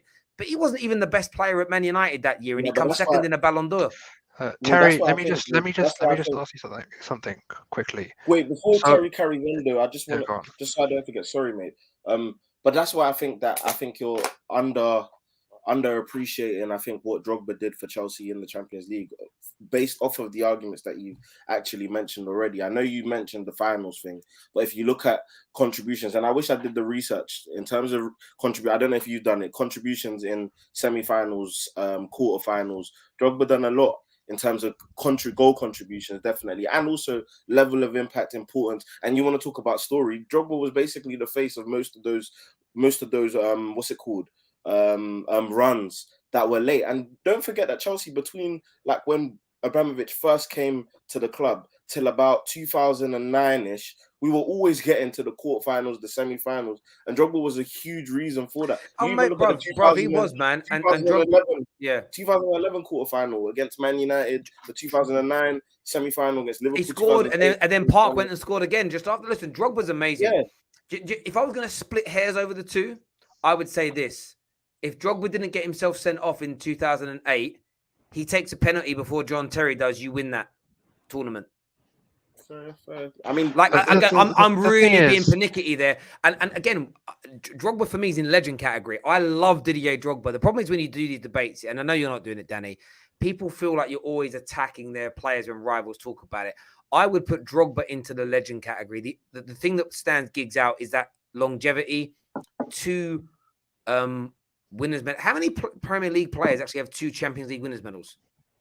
When they're just in the Premier League? I think the class of... Did Neville play in 08?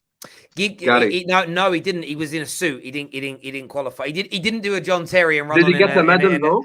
No, he didn't get a medal. I don't believe he got a medal because he barely played that season. He broke his ankle in like the February and didn't play, so I don't think he did. He might have got one. I don't know the rules, but I don't consider that a Ryan Giggs. But I think Scholes English players, I don't think any of them have 2 medals. Yeah, only Scholes and Giggs, I think, are the only 2. That do any of the Chelsea boys do? Do any of the Chelsea? No. I don't think so. Aspie weren't there in 2011, was it? 2012? That's the one I was thinking. That's the only one I was thinking in my head. It was Aspilicueta. Right, we've got the last 2 to do now. Curran, I'm giving you Sergio Aguero. Let me just say about Sergio Aguero: no goals in quarterfinals, semi-finals, or finals. I'm just throwing it out there. But more goals than Thierry Henry in the tournament. So I'm just throwing it out there as a little. Ooh. Sorry. Okay, cool. I think we can all agree. I think we can all agree. This has been a very painful experience for me. Okay, this has been pain. I've tried to be as neutral as I can.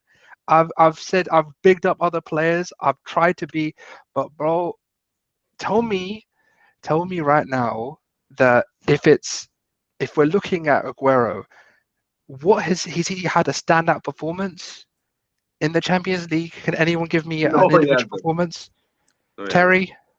No, mate. Listen, for me, if I was doing this ranking list by myself, Bergkamp, Henry, Hazard and Aguero, I'd have them all in flop for one major reason.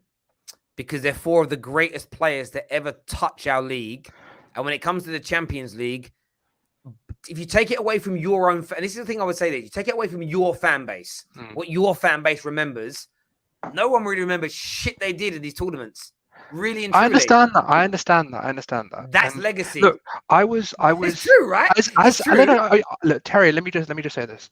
As more time went on in that segment we were doing on Henry, because I was trying to get in with Hussam at the end, and I was going to say, look, I'm more than happy because I heard you guys out, and I can hear you guys.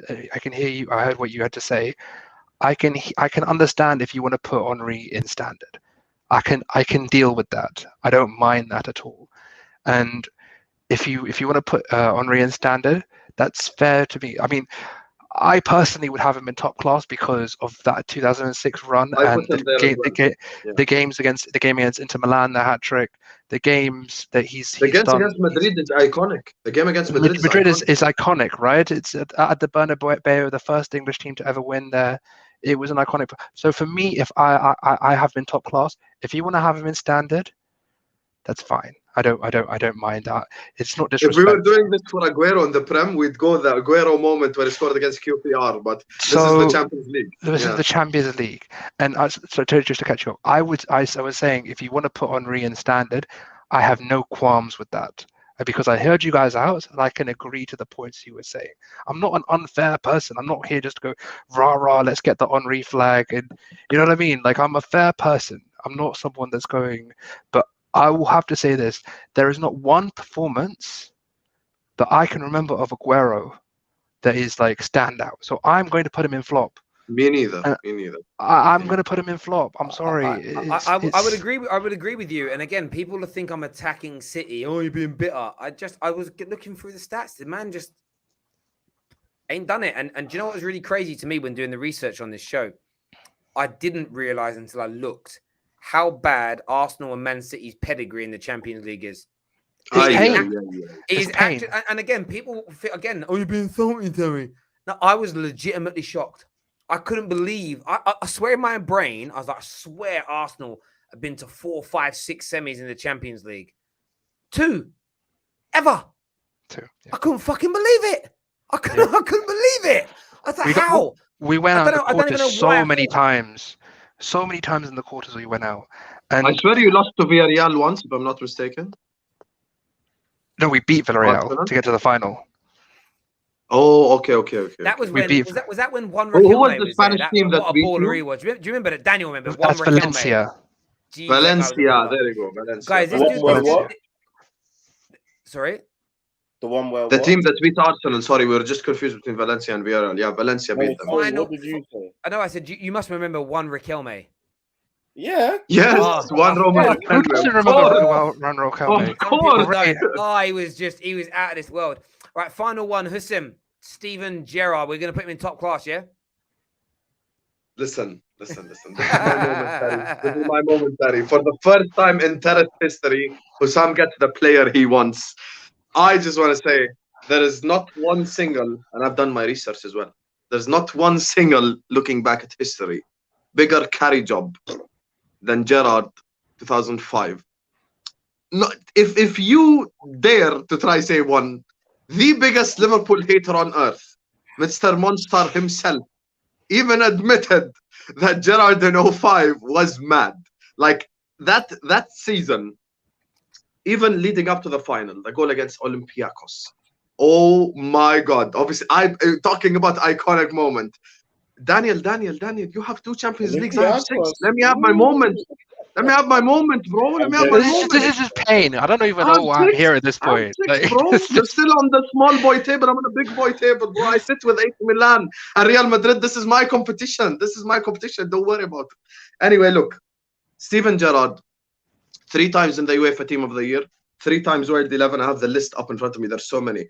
Champions League final, man of the match. Oh my lord. Ballon d'Or bronze as well award. And if you want to talk about incredible performance, Ballon d'Or means nothing here though. If that's the case, Henry has been nominated to top 3 Ballon d'Or. Ballon d'Or doesn't mean anything. To me, it does. Henry, top class. Okay. Anyway, so when it comes to Steven Gerrard as well, the one performance actually, having looked back at it, like where in a season where we didn't win it, which was iconic, was the game against Real Madrid in 2009, where we gave them 4. That game, honestly speaking, if it wasn't for Iker Casillas, that game could have easily ended by a large scoreline. Like that could have ended by 7 or 8 and been an absolute embarrassment to Real Madrid. Steven Gerrard, that game was absolutely sublime. And he has been in the Champions League. And I remember even the commentator himself, when Steven Gerrard scored that goal against Marseille, famous line, only Steven Gerrard can do that. Liverpool in Europe, whether people like to admit it or not, we are different in Europe. Even the Anfield atmosphere is different in Europe. You can have a quiet Anfield in the Premier League. You can never have a quiet Anfield in the Champions League. It's always loud. It's always rocky. It's always hostile. And Gerrard in the Champions League performed every single time we were in it.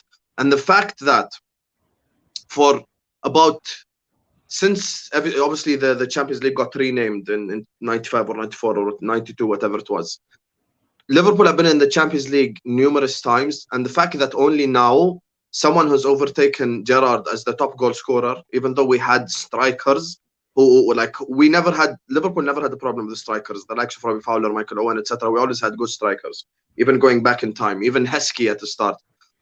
And the fact that he was top goal scorer and recently just got overtaken is mad to me. Like, that's genuinely crazy. Like, you're talking about a club that has so much. Daniel, let me have my moment. Did I interrupt you when you were talking about Drogba? Did I interrupt you?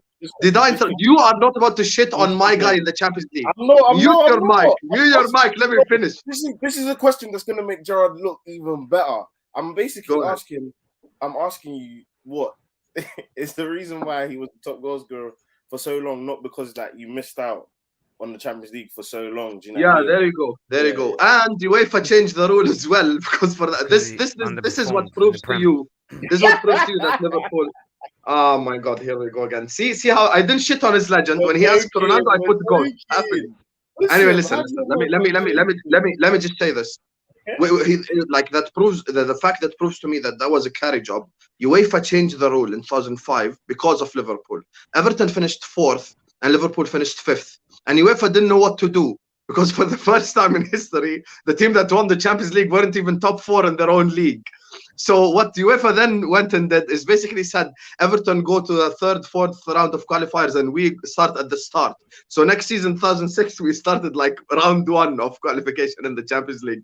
Like, that literally shows you that the players he was operating around. Other players had moments, but Gerrard was the guy. And that was the biggest carry job in Champions League history. And fight me or make an argument right now.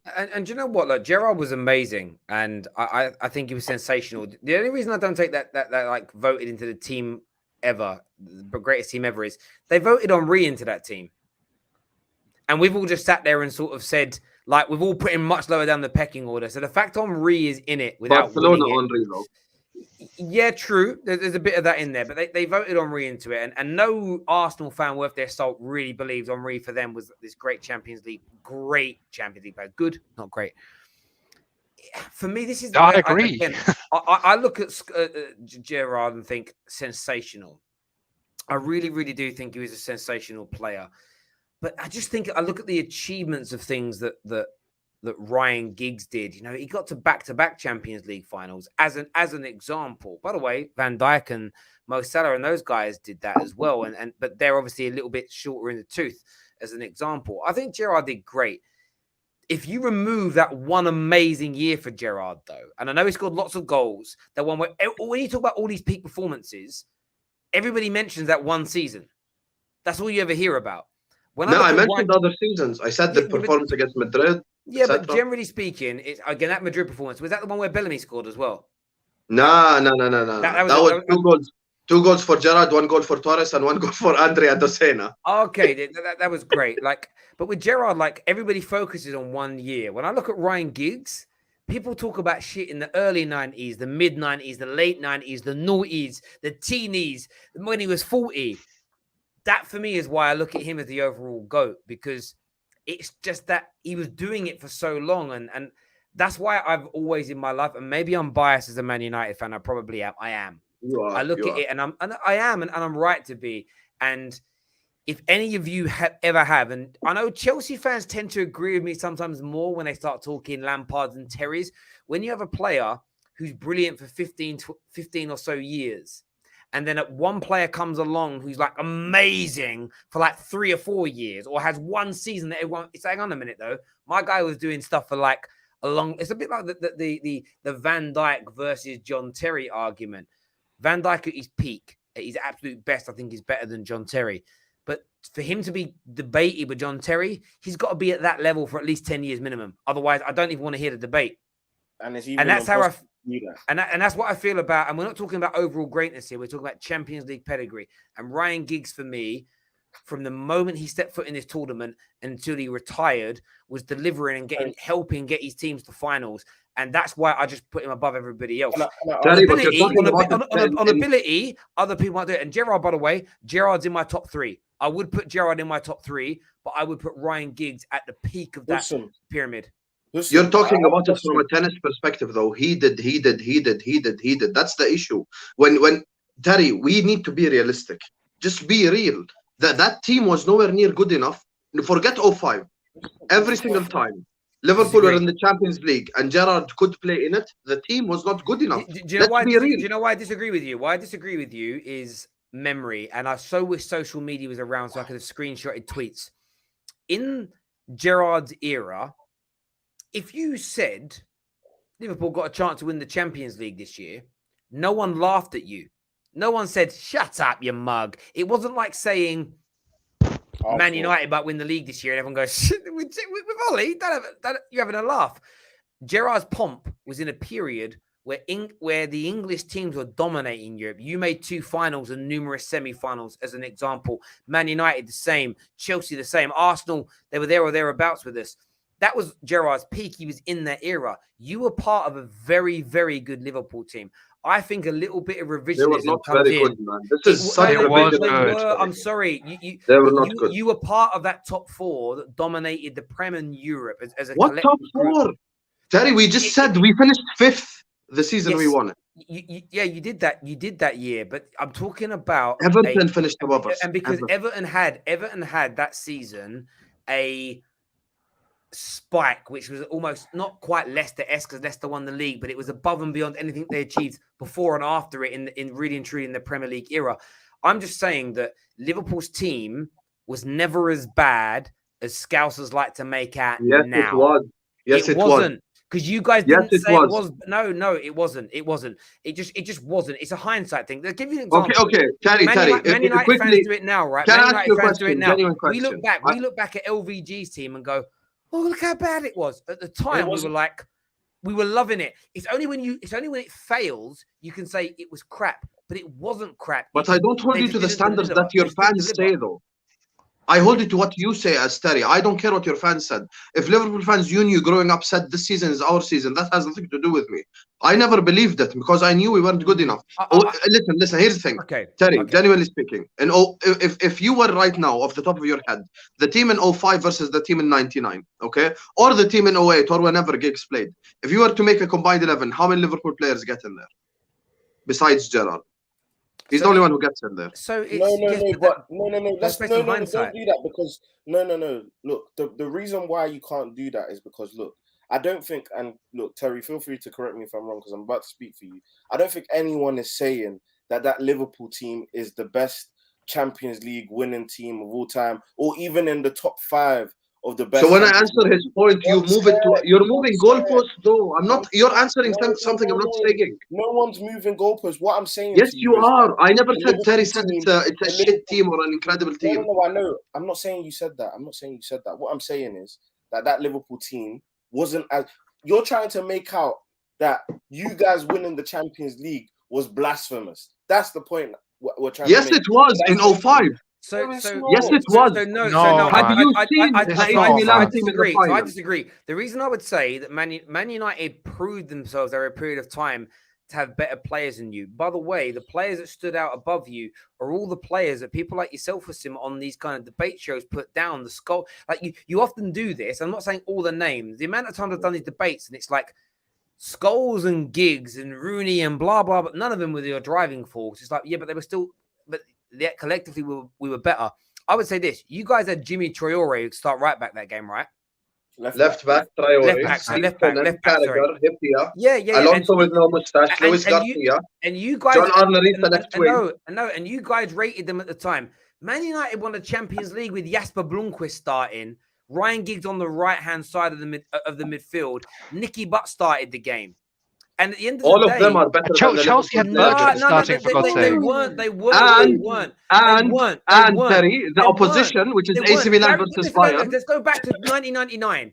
Gary Neville was spoken about as being overrated. Ronnie Johnson wasn't rated. Nicky Butt and David Beckham starting in central midfield. David Beckham was laughed at and ridiculed every time he got put into central midfield. You had Ryan Giggs put on left. Jasper Blomqvist started. There was weaknesses in that team. But we look back now because it won the treble. There was weaknesses in this team. My team was an entire weakness besides one player. That's the point. Lies. Terry, be realistic. Why? I swear to God, Liverpool are genuinely the most hated club, and I love it. Like I injected it into my business. When you started those seasons, we are rating your team, and you're saying you're hated. When you started those seasons, you were always in the top 2 or 3 to win the league. You just didn't deliver because your players ended up not being good enough as a collective. But you had there were players. not enough teams back then to compete anyway. There was no top 6. Now listen, there was top 4 though. Let me give you an No, example. it was United and Arsenal. But that's after media. that, Chelsea got taken over. It wasn't. That's a lie. There was always good teams in those eras. People just don't remember it. Aston Villas, Newcastle Uniteds, these teams, Leeds Uniteds, Evertons, go back through the Premier League era. All these teams at some point were legitimately competitive. Young people just don't remember. The reason that Liverpool didn't deliver, it wasn't because you had bad players. You never appointed the right management to make you the best. Like Man United right now, we've got a squad. There we go. But right management equals wrong players. I mean, sorry, wrong management equals wrong players anyway. You had very good players in your team. Who's very good players? Looking after you. Tell me. Please. Who's very good players? Do the 99 lineup and do the 2005 lineup. You actually okay? Let's do it. Let's do it right now. Let's do it right now. I'm looking at that. Terry, can you pull up the 2009 lineup? The 1999 lineup. I've got it. Okay, who's in goal for you? Yeah, you'd start Schmeichel. Yeah. Okay, obviously over Dudek. Let's be real. Yeah. We're in agreement. Who's your right back? So the right back is between Gary Neville and Steve Finnan. Gary Neville wins that. Defense, Carragher and Hippier. Yeah, you take Hippier and Stam because you're not taking Johnson. Okay, I'm okay with that. Left back. Traore. Take whoever United take has. Dennis Irwin. So in midfield, Nicky Butt or Steven Gerrard? Or Steven Gerrard. No. Forget Gerrard. We're not discussing Gerrard or Giggs. Push them to the side. We are. No. They started Gerrard or Nicky Butt. Terry, calma. I'm talking about the people next to them. I'm talking about the people. We're going to get to that in a minute. Gerrard or Nicky Butt? Who was in your midfield? Who are the two in midfield? Just say Gerrard. Who are the two in midfield? The two midfielders were Butt and Beckham. Yeah. Okay, so it's Beckham and Gerrard in midfield. Over Xabi Alonso in midfield. Alonso over Beckham as a central midfielder. Never. It's Gerrard and Alonso in the middle. You know it is. No, it's not. In 2005, Alonso did not even have a mustache. Liar! Okay. Am I even smiling? Does it even look like I'm lying? It wasn't. Are you disrespecting? Guys, 1 second, man. In 2005, Xabi Alonso had just come in from Real Zaragoza. That was not prime Alonso. Prime Alonso came over at Real Madrid and towards the end of his Liverpool career. Okay. You guys clearly just want to hate, which is fine. We are rating your players and you're saying you're hating. We are sat here. One second, man. We are sat here saying with a straight face, all three of you. That shows me the bias levels. You are sat here saying Xabi Alonso, without a mustache, just came from Real Zaragoza, is a better player than David Beckham in midfield, who finished second in Ballon d'Or. David Beckham is a central midfield player. Was not that good. Yes, exactly. As a centre mid. Xabi Alonso wasn't that good in 05. He just came over from Spain. Champions League. He just came over from Spain. Liar. You're lying. Check it right now. Check when you don't have the right to talk about the worst opinion in terrorist history anymore. This is mad. Karen, we are not talking about the problem is people fail to recognize the argument. The argument is 05 Alonso versus 99 Beckham. The argument is not career. No. I don't give a fuck what Xabi Alonso did at Bayern or Real Madrid. I'm talking about 05. You need to realize he just transferred over from Real Zaragoza. You're saying that player is better than David Beckham in 99. Are you crazy? It was Real Sociedad for one, and he was the linchpin of that team. So for one, you have to make sure you're consistent and get that fact right. Xabi Alonso was the linchpin, but David Beckham was somehow shit in central midfield in 99. So is this? Bro, he wasn't a central midfielder. Listen. Karen, it doesn't matter. Xabi Alonso was not good at the time. He was 22. Listen, the problem you have here is that when you're hell-bent on something, you don't even want to listen anymore. The point is, Beckham playing centre mid for Man United in a Champions League final is makeshift. That's what you call, that's like playing, someone give me a good example so that we try and get it to a T. Like, it's playing someone who's a quality right midfielder and then having to put him in centre mid because of that's like taking Paul Pogba from an attacking midfield where I'm playing as a DM under Ollie. no, literally. And You had to do it. You had to do it. You had to do it, Terry. You had to Now, get it. listen, on a real level, I would say if we compare those two teams, Man United probably win 6-7 to 4-5, like we do.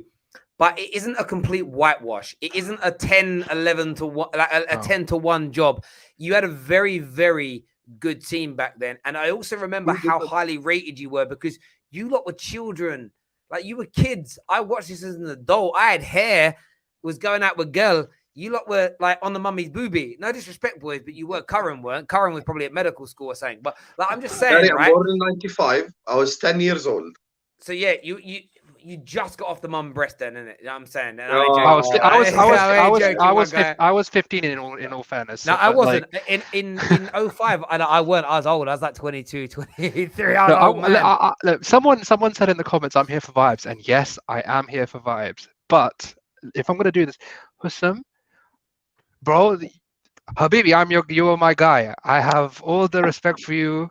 I said I have a special place in my heart for Sam. But you're waffling, bro. I'm not.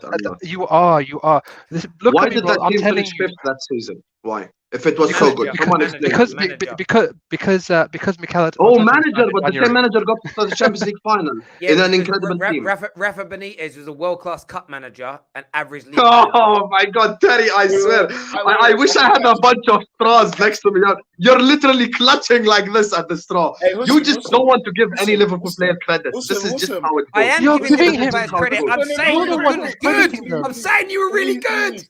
No, I'm saying he's the player in the Champions League. You're saying it's gigs. I'm saying it isn't. I'm saying the carry job. I'm saying everything is accomplished. You're looking. Okay. You might wait. Please. Just answer my question. You might even disagree with me in it, but I just want to see if you're consistent. I always disagree with you anyway. The Chelsea team that won the 2012 Champions League. How good were they in your opinion? The team that started that final. Or do you need me to remind you? Because remember, they finished sixth in the league and won the Champions League. So they even finished lower than your Liverpool team. So how good were they? Knocked Spurs out the Champions League. So but they started the season with a different manager. They had an incredible end to the season. You had to make sure you had a manager change. We didn't have a manager change. So you're literally comparing. You're comparing tea and coffee right now. Let me just say, bro. Let me just say. Look, everyone's entitled to an opinion. We are at the end of the show as it stands now. Gerrard's the goat, man. If you guys want to change anything on the, hang on, I've got to place Gerrard into goat. As well, there's 4 in there. If you want to take somebody out, get your super chats in. You've got 2 minutes to do it. I would just say this. Like, I'm not disagreeing that Man United were a better team than you back then. I don't believe... that's the point.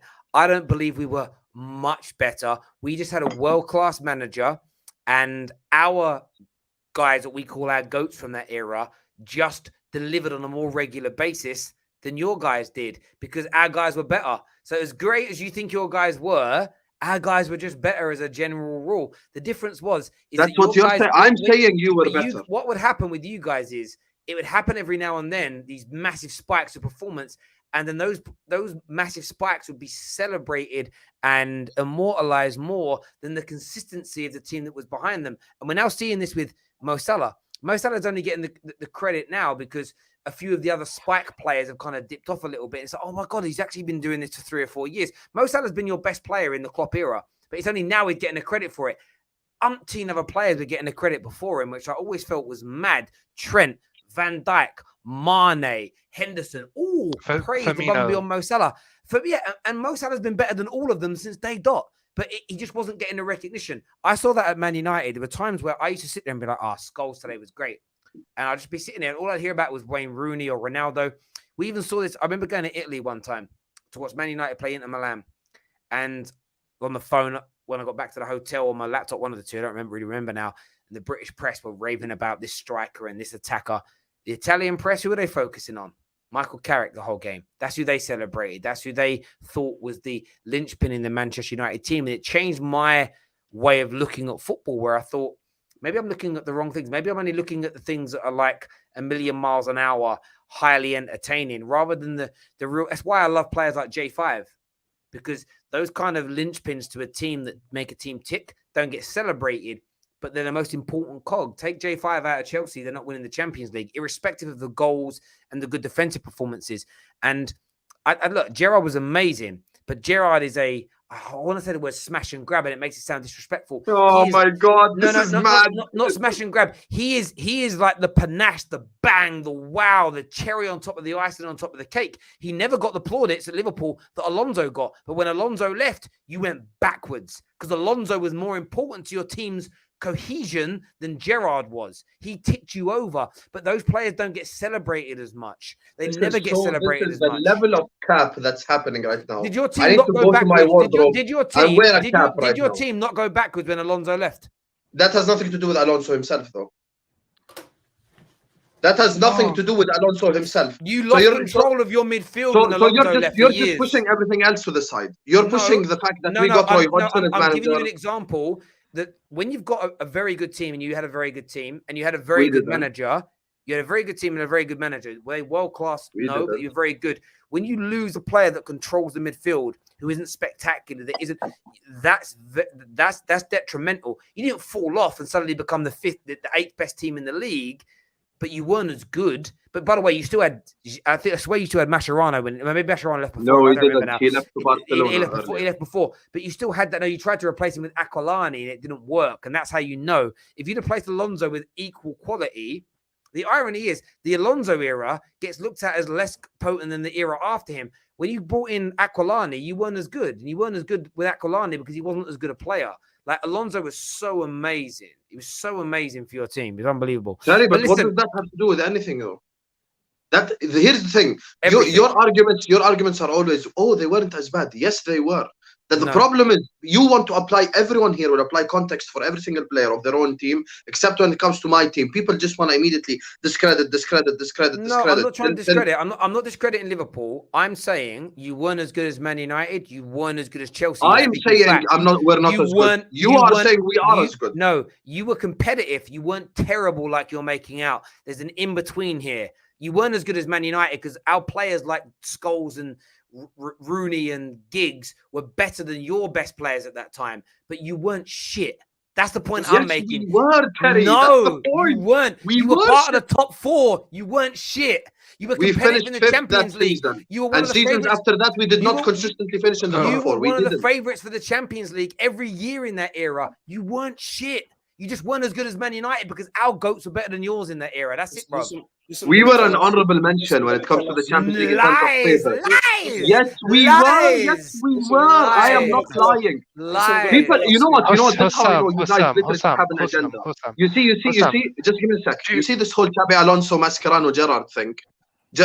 Terry, by the way, you see this whole, oh my God, you had a brilliant midfield in 08-09. They only played 4 games together. So let's talk about context now. Manager. Like bro, you're okay. A manager is part of the team. The team was shit. The manager was not as good as other people. Here's the thing, Terry, let me please speak. We had, basically, it was Gerrard over there that was performing at the top level.